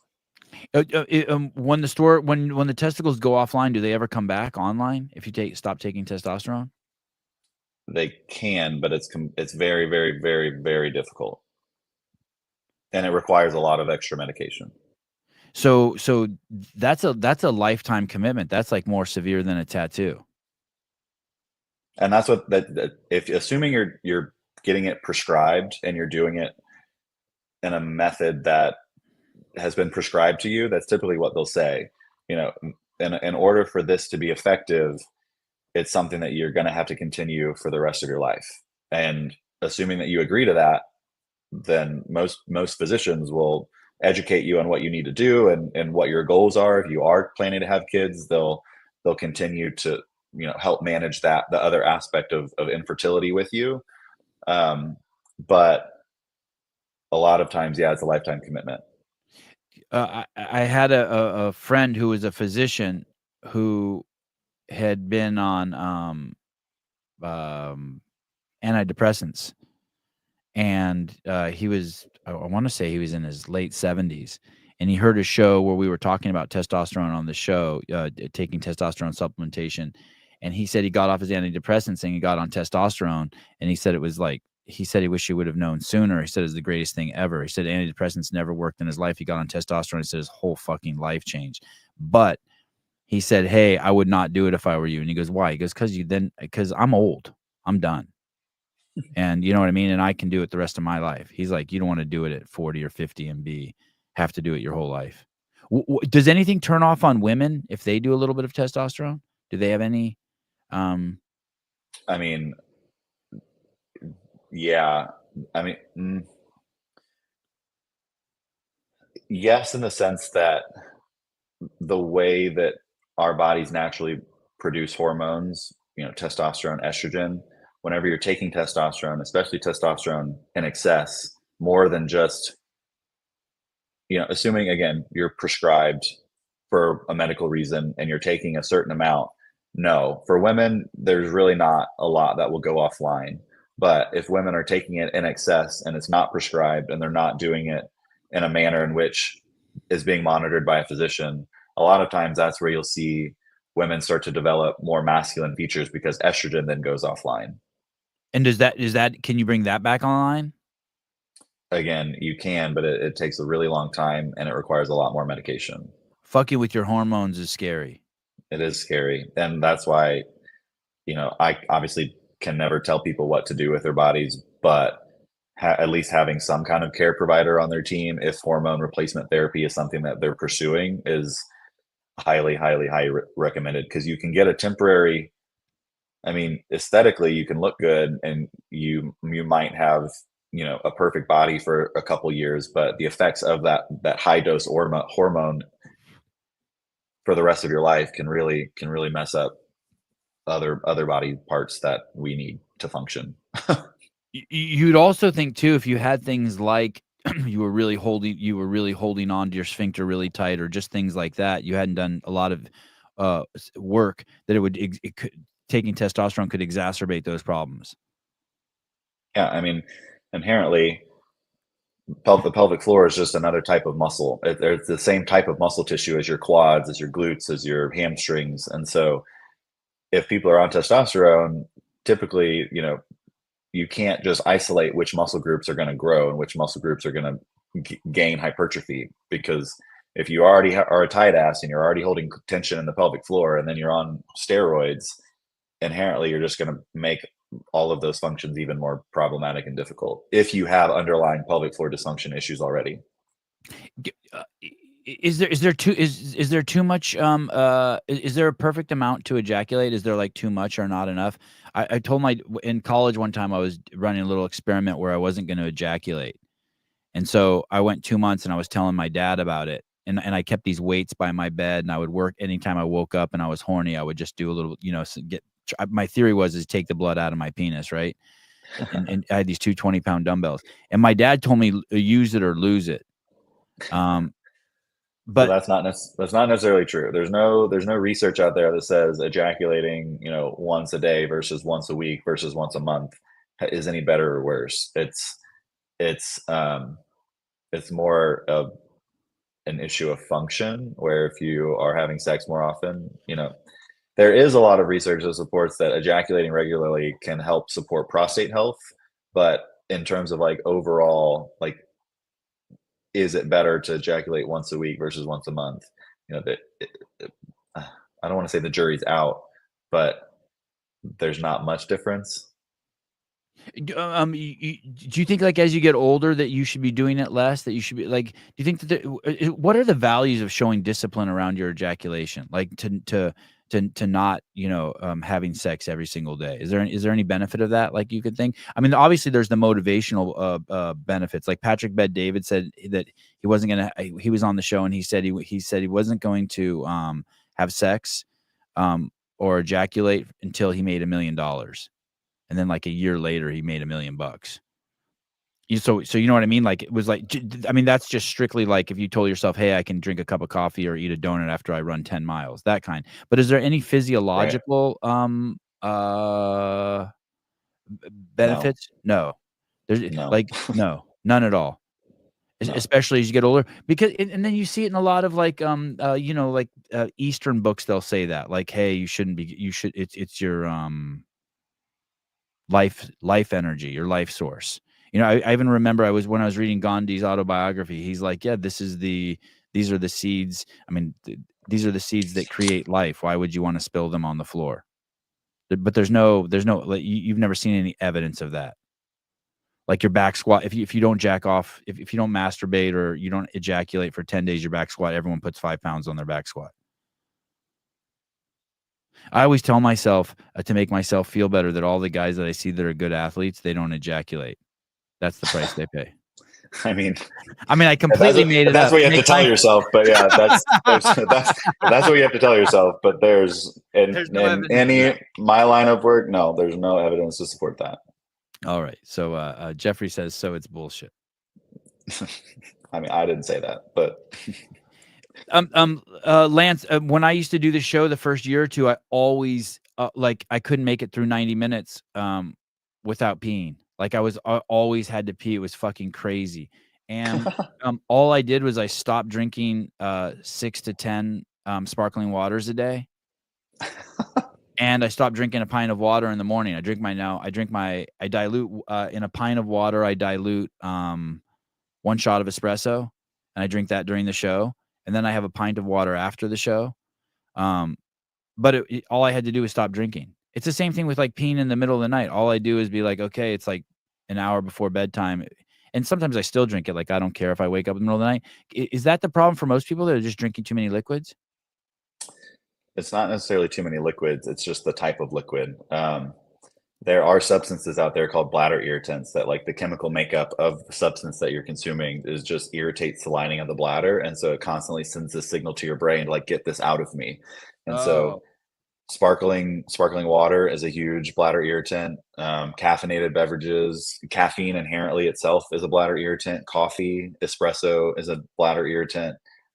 Coffee, liquor, wine, beer, seltzers are all bladder irritants. And so typically, really, the only thing that isn't a bladder irritant is water, because acidic juices, fruit juices, are bladder irritants.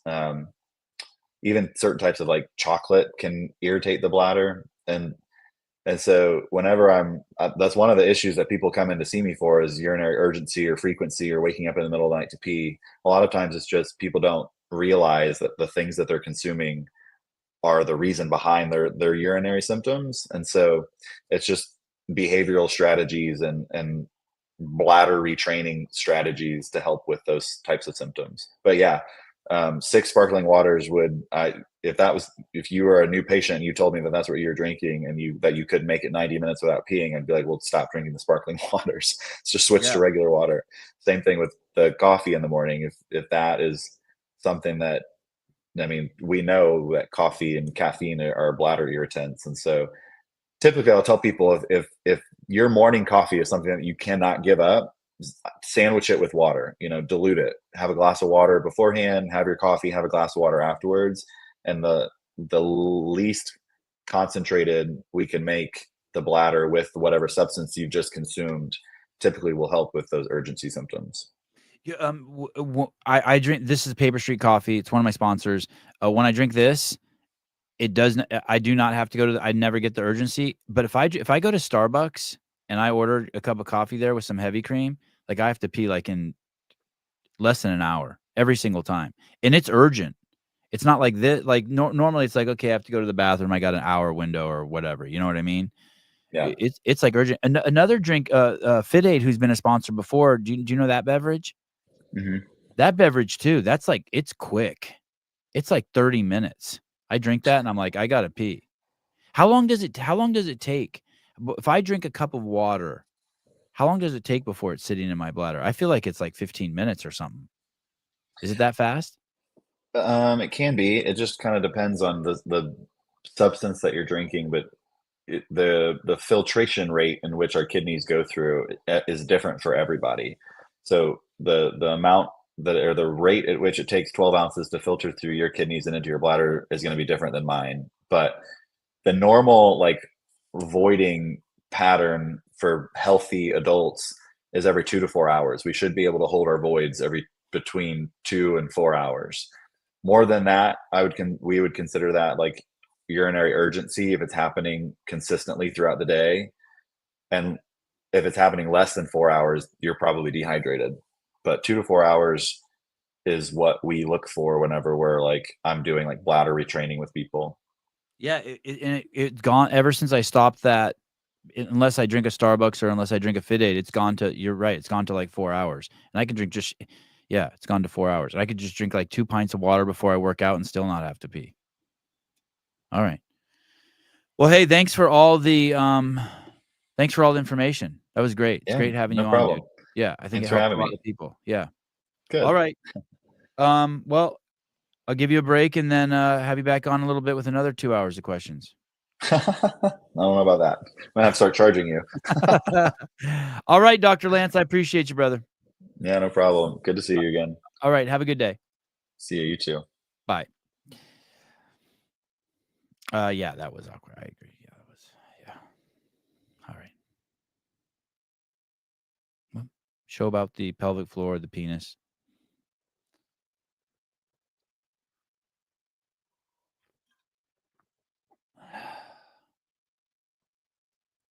Did I keep him too long, you think? You think that did we crest over a point? Oh, he's not coming back. Yeah, what happened?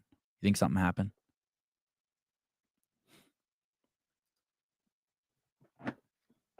I don't know.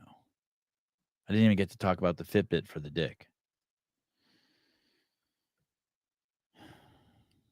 I thought it was great. This was a long segment on schlongs. Yeah, it's just the schlong show.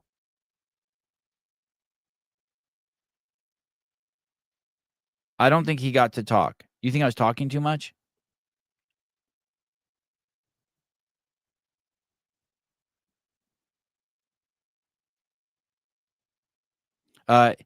Well prepared, telling a story about you touching tits for 20 minutes. Really? The tit touching story was too long? It was a build up to the blue balls. What are you talking about? Oh, the Vax talk fucked him up? You should have stopped 30 minutes ago? Whew! Wow. All right. Oh, he shook his head a lot. Wow. Normally we don't critique the shows directly after they happen. Holy shit. I need a cigarette.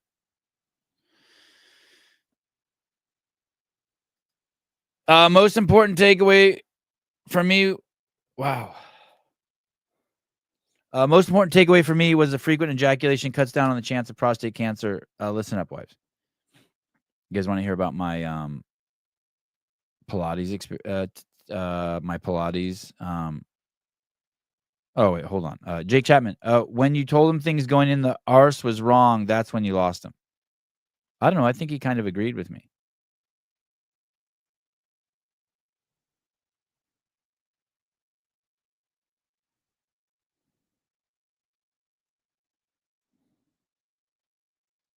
No, you. Please tell me about the Pilates experiment. Okay. But does it increase throat cancer for women? Oh, you mean like if you put it in the dumper and then in the mouth? Ugh. I did have some questions about oral.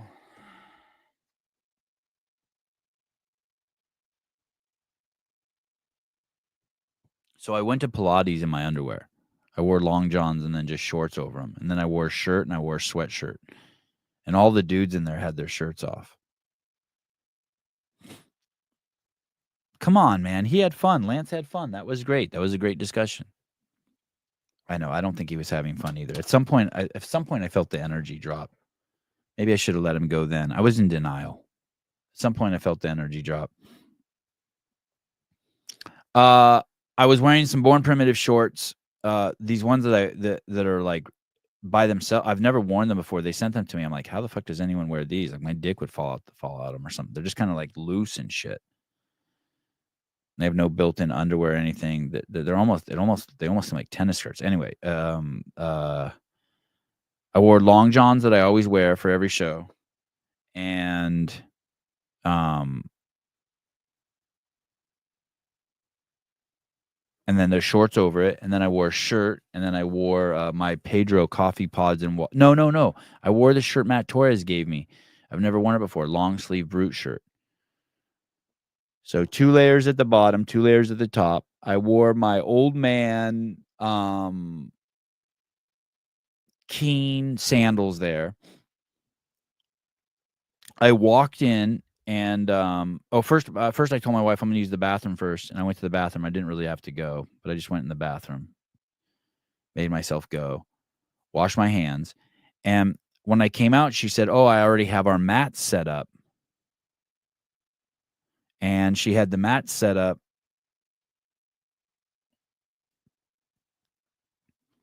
And she said, "I hope that's an okay place." And it seemed like a great place to me. So I get on the mat, and I get on my mat, and right in front of me there's a woman, and then next to her there's 2 women. So just right in front of me, like the direction I'm facing, are these 3 women. And all of them have giant fake tits and clothes that are so fucking tight that their pants are going up their ass. And I'm like, wow. And then the class started, and I didn't see those girls. And then I was so fucking focused on staying alive and not dying, I didn't notice those women ever again. I think once or twice I saw, maybe I looked at those women and saw their boobs falling out of their tops. But it's basically, it's like what I said to Lance. It's basically, it's 80% 80% hot ladies. Even the ugly ladies that are in there are attractive. And 20% dudes with their shirts off. And I had this sort of like protocol. I brought water in there and I told myself, hey, you don't normally drink water when you work out, but bring water in there. So I told myself that I would, if I needed to, I would drink water. And if I needed to, I would take off my sweatshirt or that shirt that Matt Torres gave me. But I would never leave the room because some people, because it gets so hot in there, some people leave the room. I mean, it gets really, really hot in there. And so I drank all my water, which was crazy. When I finished my last sip of water, I'm like, I can't believe. What's better, underpuss or side boob? Underpuss. I don't know what underpuss is. There was just boobs everywhere. And my wife was right next to me. So I spent probably 90% of the class watching her, to be honest, because they would have you do these movements, and it was so loud in there. I couldn't hear what the instructor was saying. But basically, I told myself, no matter what, don't leave the room. Just suck it up. If you have to rest, rest. And I rested a lot. Like I did 20. Every 2 minutes, I rested for 10 seconds. And the class is just going. There's no rest in it. So like I'm resting, like every 2 minutes, I'm resting for 10 seconds. Just putting my hands on my knees or stopping what I'm doing if we're standing and just stand in one place. And so I drank all the water. And then with about 20 minutes left in the class, I took off that shirt, that long sleeve shirt I was wearing. And I didn't feel any cooler. It didn't even make a difference. That's how hot it was in the room. I was like, well, that was pointless. I took that off and it was pointless. And then 3 times during the class, the teacher opened a door that went to the outside world, like to the parking lot, and let in cool air, which was awesome. And I absolutely loved the class. Man, if you haven't done hot Pilates, I was so planned on not liking it. And I loved it. I absolutely fucking loved it. I would definitely do it again. If you'd asked me yesterday if I would do it again, I'd say no. But like when I woke up this morning, I was like, yeah, I'd do that again. It's really hard. I highly recommend it. If you've never done hot Pilates and you don't do it, you're missing out. It just is. It just is what it is. You're totally missing out. Sevi hasn't gone out of zone 2 during a workout since Vietnam. Most of the guy, I think every guy, I didn't see one guy in there wearing a shirt besides. Oh, no. There was one guy in there. There was one guy in there wearing a shirt besides me. Every other guy was shirtless. Even the old ladies in there were hot. There was like this old fat lady. When I say old, I mean my age. Like, and when we went in there, she was a 5, and when we left, she was at 8. I told my wife, I was like, fuck, everyone just got, like, the attractive people got even more attractive by the time the class was over. It was crazy. Oh, you would love it. It is so cool. It is so cool, Marissa. You will love it. There were a few times where I was like,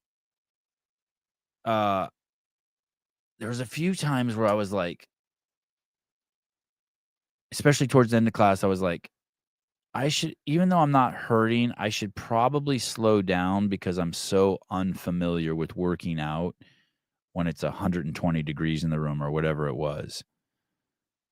Because it is a very, very unfamiliar landscape. And so I was like, God, it would suck if something I overshot, There were 2 moments in the class. There was a moment in the class where we did burpees one time, and there was twice where we did jumping jacks. And those were my favorite parts because I could actually rest because I'm just fucking amazing at those movements. And I just did I don't know, during the burpee thing, I just did 10 really slow, strict, explosive burpees. But I was just, the rest of this shit is just so out of my practice. So, and I'm not sore today. I'm not really sore, which is a trip. I'm surprised I'm not sore. There was a lot of squatting. I did not. That's funny. My wife asked me. I did not bathe after class. We came home and my wife immediately took a shower, and I did not. I changed out of my just sopping wet clothes. I put on clothes and I took my kids to the beach. I did not. And I never even showered before I went to bed. Nothing. But after the beach, I came home we were at, and I just didn't move. I just basically sat on the couch. I never sit on the couch. I just sat on the couch. I was so tired. I probably drank 10 pints of water yesterday. Yeah, Haley took a shower as soon as we got home. And she asked me I think last night she asked me, or this morning. Sometimes she asked me, she's like, "Did you bathe last night?" I was like, "No." She's like, "I don't know how you do that." Dude, honestly though, you must kind of smell at night. No, I hardly ever smell. I'm so clean. So I could ask my wife. I could ask her. Did I smell last night? I'll ask her. Let's see. She likes the way I smell though. So or she used to. I think she kind of got over it a little bit. Wow, my phone works without even rebooting it. That's crazy.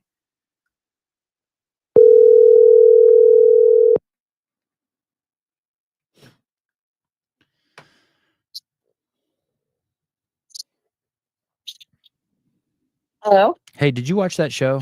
What show? The show I just did? Oh, I was just listening to it now. Do you think I was actually talking? have to Do you think I was? Oh, go ahead. vacuum. You have to what? Vacuum? Yeah. Okay, let me ask you 2 questions. Do you think I was talking too much? No, not that I saw so far. I literally just started it. Oh, well then you would know. Why? Is that like the feedback you're getting It was just something got weird with the energy at the end. I'm not sure what happened. at the end? Yeah. Oh. I'll look for that and get back to you. Okay, and then at the end I said, "Hey, well, I look forward to having you back on." He goes, "I'm gonna have to start charging you." He did? Yeah, I think he was joking. I don't know. It was just something got a Maybe little. joking. Yeah, something was just a little weird the last 20 or 30 minutes of the show. Anyway, hey, Maybe because he's giving all this valuable information. He doesn't want to give it away. I talked about like stuff shouldn't really go in your butt, and he told me he was gay, and I was like, I told him when someone stuck a finger in my butt, it felt like I had to poop. I don't know. Maybe that was. I think it was cool. I think he's open minded. He's fine with people not wanting. I mean, he in their sells butt. Right. Okay. Anyway, really quick. Did I smell last night? Because I didn't shower after Pilates. No, you actually didn't, surprisingly, because I reek after Pilates. Oh, you never smell. I have to know shower. you did not smell. Yes, at all. I do. Okay. All right. I love you. Bye. Love you too. Bye. Bye. How's your pelvic floor? See, there you go.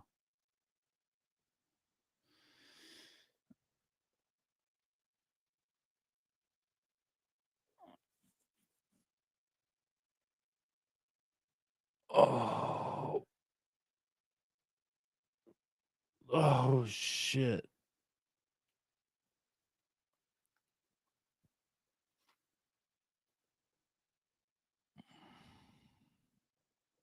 Tomorrow's show, I'm guessing, is going to be way different with Katie on. I'm going to write something to him now. Thank you, Lance. There. How's that? That good?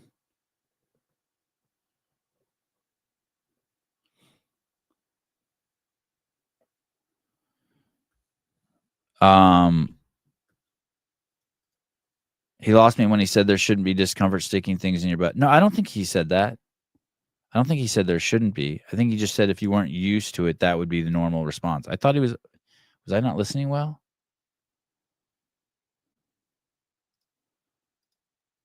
Pat, this is really bothering you?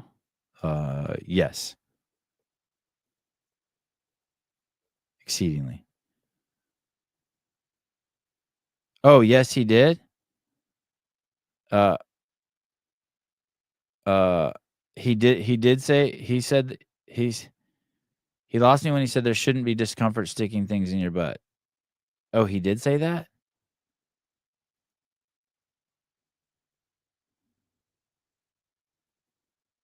I wish you would have asked him about shockwave therapy. I'm not even sure I know what shockwave therapy is.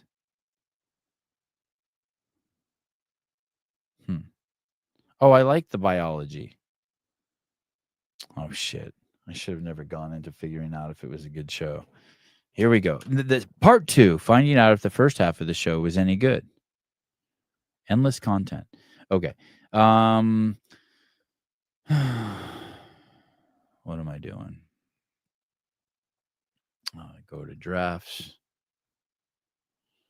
Live call-in notes. Okay. Let's try this.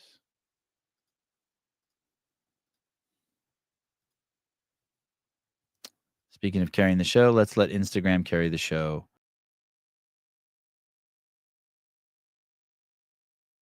To my friends in the Democratic Party, this is not Joe Biden's fault. It's not Kamala Harris's fault. It's not Barack Obama's fault. It is the fault of the Democratic Party in not knowing how to communicate effectively to voters. We are not the party of common sense, which is what the message that voters sent to us. So she just conflated two ideas, right? They don't know how to communicate, and we're not the party of common sense. Those are completely two different ideas that she's trying to smash into one. You guys, you don't know how to communicate because Kamala would never say actually anything. She would never. You'd be like, "Is it going to rain today?" And she's like, "Rain is water. Water is wet. Wet is when water gets on you. We love water." And it's just, you're just like, what the fuck did she just say? Like, what? I just want to know if it's going to rain today. But when we did hear their message, hear their message, it was like, set criminals free, illegal aliens that are rapists. It's okay. This is a sanctuary city for them, and crime is down, and chopping the penis off of your little boys without your consent is fine. So when we did, so there's two different things there.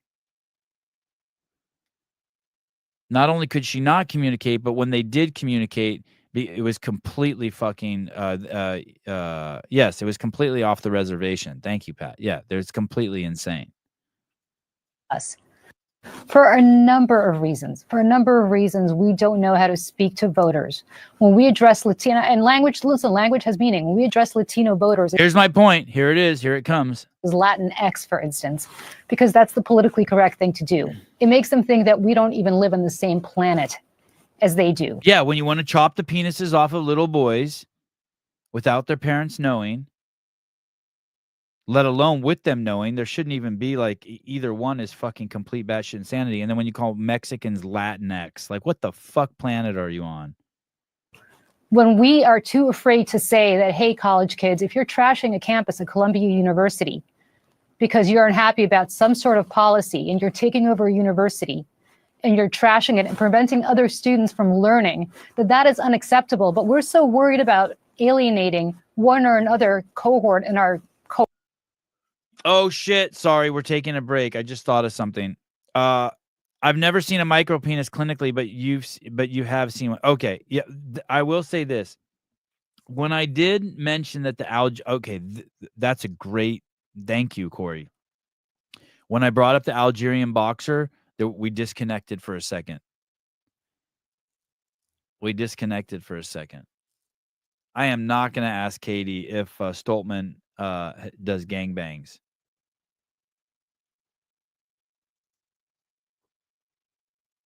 I will push up against that subject tomorrow, just very gently, just so Katie can have opportunity to slap me down. But that's it. Yeah, the micro penis thing. I don't think he minded the micro penis thing, but when I said that the Algerian boxer was actually a dude, I don't think he liked that. I'm just speculating.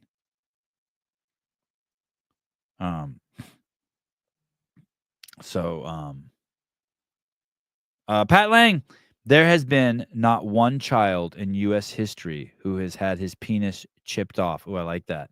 Dude, that's really indicative of the line of work you're in, like chippers. I like that. Nice. That's nice. That's poetic. There's not been one child in U.S. history who has had his penis chipped off and parental knowledge. Oh, without parental knowledge? That's funny. You got to stop. You sound like Trump saying schools are doing surgery. God, you're funny. I do like the fact that you used in some of the lingo from your own profession into it because it works, chipped off. But are you saying without dude? It's irregardless, as they say in the hood, as my brothers say. It doesn't matter, regardless of whether it's known with parents or not parents. It doesn't matter. Listen. It doesn't matter if they killed 3 million Jews or 1 million Jews in the ovens. Do you understand that? It doesn't matter if they chopped off penises with or without parent consent. It does, like, the nuances that you fall into, you people who are worried about whether the thief was in a red Ferrari or red Lamborghini, or it's just batshit crazy. Like, fine, you win. Cool. Okay, fine. It wasn't done without the parents' knowledge. Great. But we know that they've been given testosterone blockers and medications without parents' knowledge. We know that parents have been taken away from their kids for not abiding by the proper pronouns, all that stuff. I mean, like, listen, the spirit of what I'm saying is spot on. If a Haitian, I looked it up the other day online the other day. If you eat 3 cats, that's equivalent to 1 dog. And the Haitians had eaten 37 cats, so you divide 3 into 37, and you've gotten that they've eaten 12 dogs. I mean, come on, dude. Hey, how? No one in their right mind thinks that in the principal's office you're getting your penis chopped off. But let me tell you something. What is happening in schools? What's happening in schools is the funnel system that's getting kids to chop off their penises and to chop their tits off. That's happening in the schools openly and supportively. There's surgeries that are being used to help to facilitate psychiatric issues, the same way lobotomies were used. It's batshit crazy. Fine, you win. No penis was ever chopped off in Mr. Johnson's principal's office. You're right. You win. I lied. I'm sorry.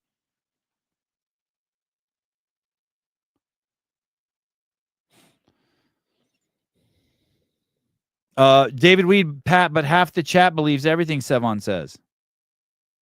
And David, the whole chat knows you've never said anything.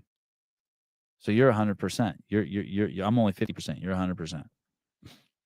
Coalition that we don't know what to say when normal people look at that and say, wait a second, I send my kids to college so they can learn, not so that they can burn buildings and trash lawns, right? And so on and so forth. When we put pronouns after names and say she, her, as opposed to saying, you know what, if I call you by the wrong pronoun, call me out. I'm sorry, I won't do it again. But stop with the virtue signaling and just speak to people like they're normal. There's nothing I'm going to say to Sher Michael that I'm not going to say to you, that I'm not going to say to somebody else. I speak the same language to everybody.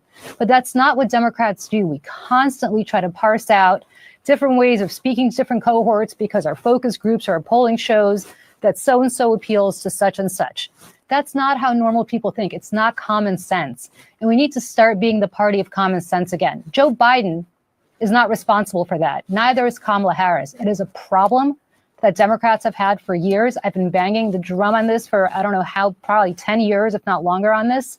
We need to get back to being the party of common sense, that people look at us and say, we understand you. We appreciate what you say because that's why they don't communicate, because there is no common sense.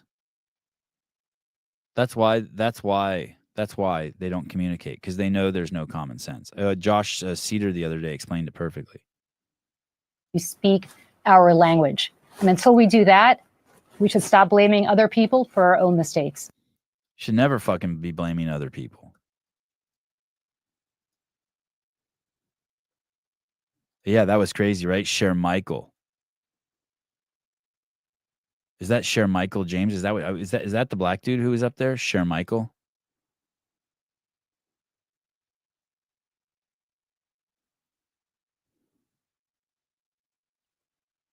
Cher Michael. Patrick Lang, the laws regarding not disclosing to parents are crazy. I agree.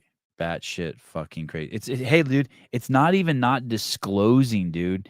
If I were you, I would say it like this. That's not true. You're not even, what you're saying isn't even true, Pat. It's not even true. You sound like a deranged Trump follower. It's not even true. No, sorry. You sound like a fucking libtard, Pat. Hey, not disclosing it. They're actively blocking it. If you live in California, when your child turns 12, they send you a fucking letter letting you know you have no longer have full access to their medical records, dude. That's not just not disclosing it. If you're one who wants to be picky on semantics.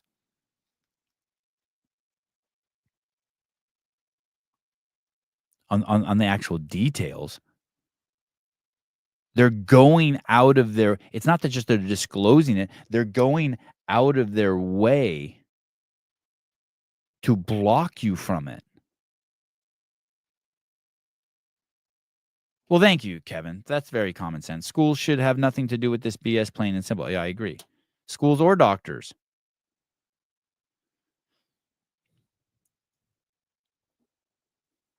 I had a bunch of chopping penis questions for him, but you know what? It's crazy. Maybe I did intuitively realize that it was going weird because I didn't ask him those questions.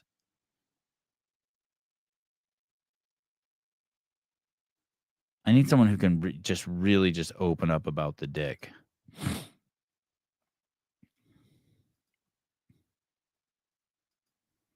This is the kind of batshit crazy shit they were saying. This is the part that is no common sense. New York Times writer blames partisan politics and promoting lab leak cover-up. So now the premier theory on both sides, whatever you are, conservative, libertarian, Democrat, whatever, the popular belief is that it was a lab leak, right? And they called it conspiracy theory. But it gets worse than that. Who cares if they called it a conspiracy theory? Listen to this. Listen to this line. This New York Times writer wrote. Let me see if I can find it in here. Give me a second.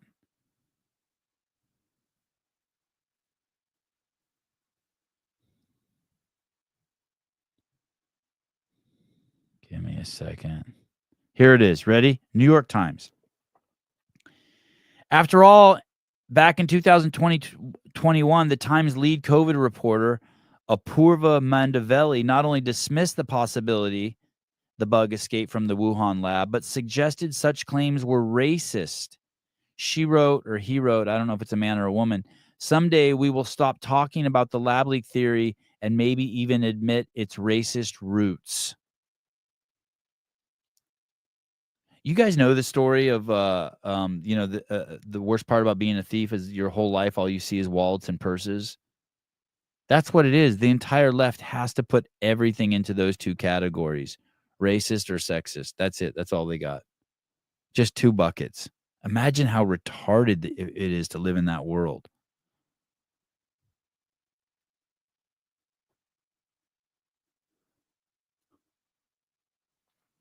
I was curious if he supported the trans movement too. I was trying to feel if he wanted to just shoot the shit or if he was just coming on just as a subject matter expert. Like, you know what I mean? Like if it was okay to swerve off the path.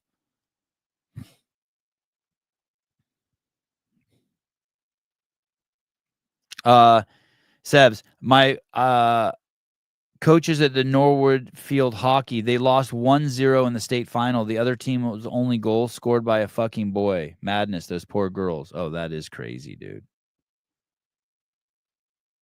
How old are they? How old are those kids?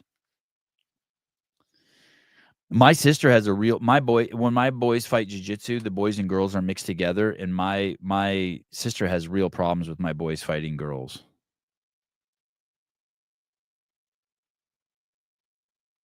It's interesting.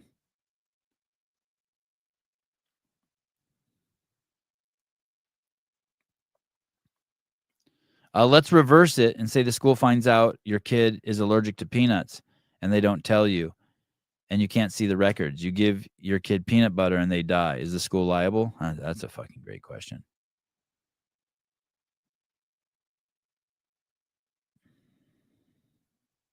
David Weed, your sister is right. You think I think my sister doesn't like it because she doesn't like the fact of the kids, like, because they're basically in the fucking position, a lot of the time, when you're in closed guard, I think that's why my sister doesn't like it. I was thinking that I didn't like it because I just didn't think it was good practice for them to be in that kind of physical confrontation with women, physical confrontation. One of my boys, Ari, my 7-year-old, my youngest, who just beat everyone's ass again in the 3 tournaments in a row, in gi and no gi, fucking rock star stud. He basically told me he doesn't like to fight the girls because afterwards they won't talk to you. I thought that was cool. Like, he doesn't care if the boys don't talk to him, but if the girls don't talk to him, that's no good. So I'm trying to get this lady on the show. Her Instagram is Melissa in California. She has so many interesting things to say. Little interesting data points. Here's one about P Diddy's. So P Diddy's bouncers, bodyguards, security team was the same security team that, was it Epstein had? That someone had. I'll remember in a second. But it's a trip. It's a trip. Here we go. Piece of land out there. Guess who owns that? It's right where the border wall ends. Who? P. Diddy's head of security. What's Your Sunset Foundation? They're out of Los Angeles County, like Compton area. They work with kids, like inner city kids, where our local San Diego media reported that this actual parcel is owned by Fahim Muhammad, and he's featured in the Rodney Jones lawsuit as someone who can make people and problems disappear. People working with kids from Los Angeles County owns border property because it feels very detached. Mhm. It's super far away. Corey tell you this is where the cartels are directing people to cross illegally. Our border fence ends at the boulders. Yes. And there's a gap where you can just crawl through. Yes. Like you're on a hike, right? No big deal. And globally, in at least 2 different countries he's identified, they are giving the coordinates of that parcel and telling people to cross through. Yeah, I'll find another clip where it gets even a little more detailed. But basically, the implication there is that this guy Fahim and this other guy owned property right on the border with Mexico and the United States, and that these were the guys that run security for P. Diddy. I need to get this lady on the show. I keep bugging her. Let me see if I can find the other clip. There was another great clip in there that goes with that one.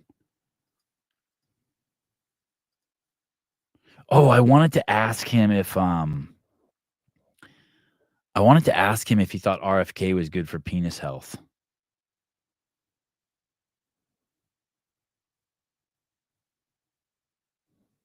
Oh, I can't find the clip.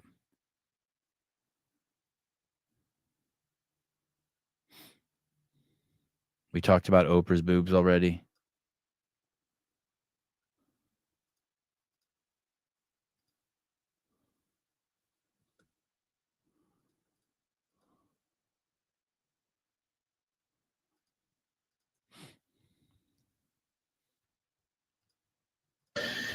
Right here, you have an American socket, Canadian American. Oh, but here you have a Chinese socket. Oh, so good. Right here, you have an American socket, Canadian American. Oh, but here you have a Chinese socket. Oh, so good. Right here, you have an American socket, Canadian American. Oh, but here you have a Chinese socket. Oh, so good. Oh, when do we get a vaginal doctor on? I don't know. He was kind of a vagina. Like I was I mean, he was just pelvic floor altogether.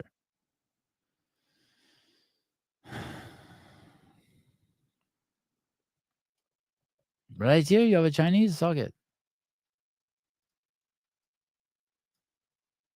It did look like a Chinese socket.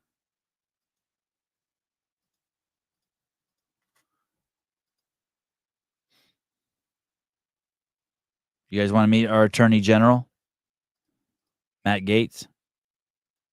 I wonder if he's gonna get he's gonna pass the rigor and get the what's it called? The nomination, get passed through, what's it called? The hearings that actually, the approval from the Senate. Matt Gaetz. Asked him about his comments. Is it safe to say that based off of your comments, you're suggesting that these women at these abortion rallies are ugly and overweight? Yes. What do you say to people who think that those comments are offensive? Be offended. And asked him about his comments. Is it safe to say that based off of your comments, you're suggesting that these women at these abortion rallies are ugly and overweight? Yes. What do you say to people who think that those comments are offensive? Be offended. And asked him. The Senate confirmation. The Brianna, Matt Gaetz is a sicko. I was looking in. I read like 10 articles, maybe more. I was trying to search for anything I could on Matt Gaetz's charges for sex trafficking and having sex with a minor. And the story goes that there was a guy in Florida who wanted some laws passed around the legalization of something having to do with marijuana, the chronic, weed, bud, herb. And he took Gaetz and another guy on a meeting. He did a meeting with them. And this meeting involved trips to some island like Aruba or somewhere. I don't know where the fuck they went, in Florida.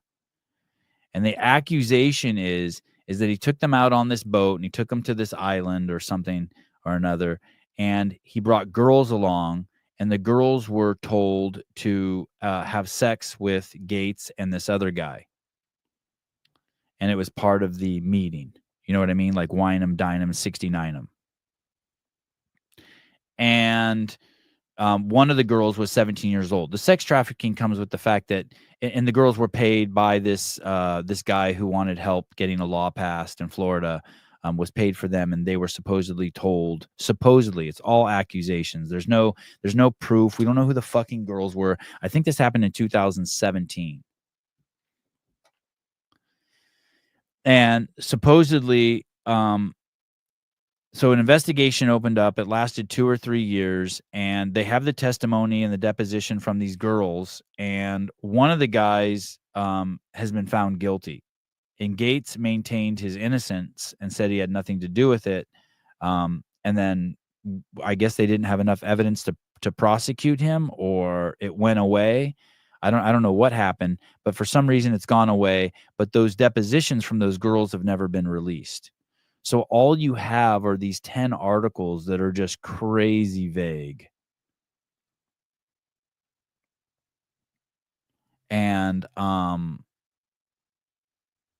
it feels like just a witch hunt. You can't actually find anything. You can't find any evidence. And so you may say he's a creep, or you may say don't go defending this scumbag, he's a loser. But I mean, how can you not?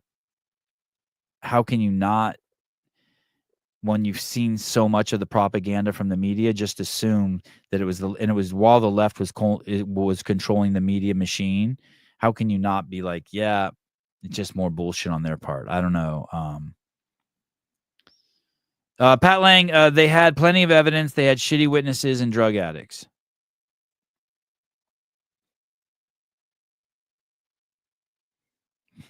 If Gaetz is a pedophile, then why aren't the other pedos in Congress friends with him? Well, that's a good question.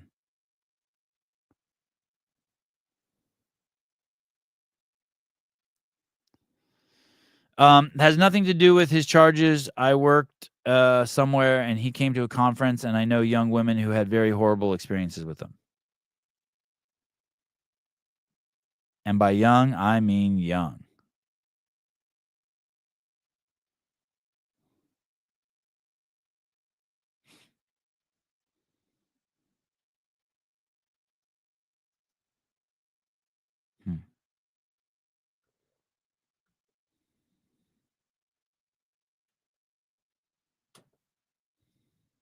I believe Brianna. I also think that it's probably accurate to say that most of the women at abortion rallies are fat and ugly. too. So definitely ugly. But you know what? You know what's kind of unfair about that is most people are fat and ugly. 75% of the country is fat and ugly. So I mean, what are you going to do? I mean, it's kind of like a blanket statement. It's almost to the point we're saying that they're just human. It's going to be a moot point. He's not going to get appointed anyway. Wow. You can say allegedly, but Charlie Kirk never invited him back to the conference after that.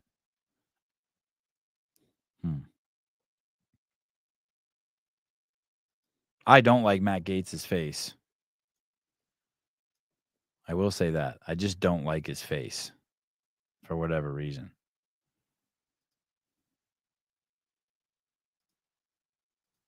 Can't stand his face.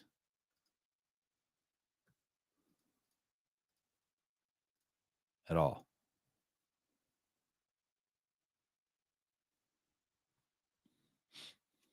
Democrats are upset right now with Trump winning, and you guys are saying that you guys want to move to Canada. Well, we're two Canadians, but we're living in Texas right now.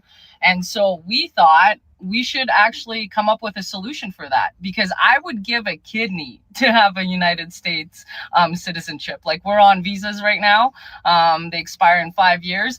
But to the Democrats that actually want to move to Canada, to a slow moving communist, a crap hole that is under Justin Trudeau's like rule for the last 9 years. And even his own party wants him out of the Liberal caucus because he's an absolute tyrant and ruining the country. We are willing to trade our Canadian passports for your American passports. So if you guys want to do, like, I don't know, a marriage in Canada, you guys will get Canadian citizenships and then we'll get American citizenships. I mean, like, I don't know if you can donate like organs for a citizenship, but like my blood type is AB. I don't know if it's positive or negative. I know it's AB, but like if anyone needs a kidney in like exchange for a passport, I'm totally down. What about you? You do not want to go to Canada. Dick Butter, sorry, I just got here, Brianna.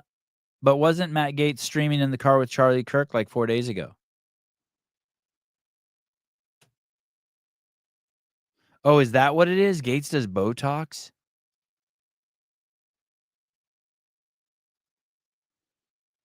Jeez. I don't like him already. God, I was looking into the Liz Cheney shit too. Talk about some fucking meddling.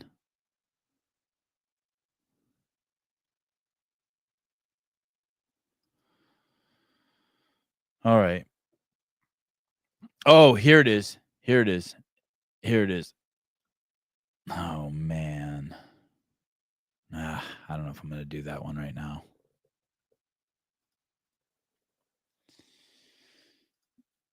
Best country in the world, damn straight.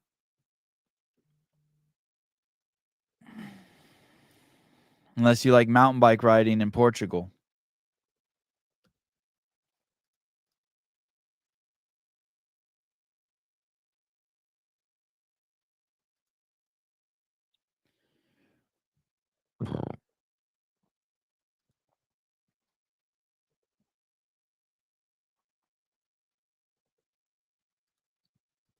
All right.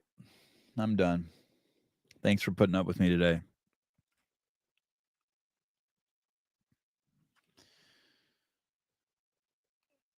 What's today? Monday. I'll see you guys tomorrow morning.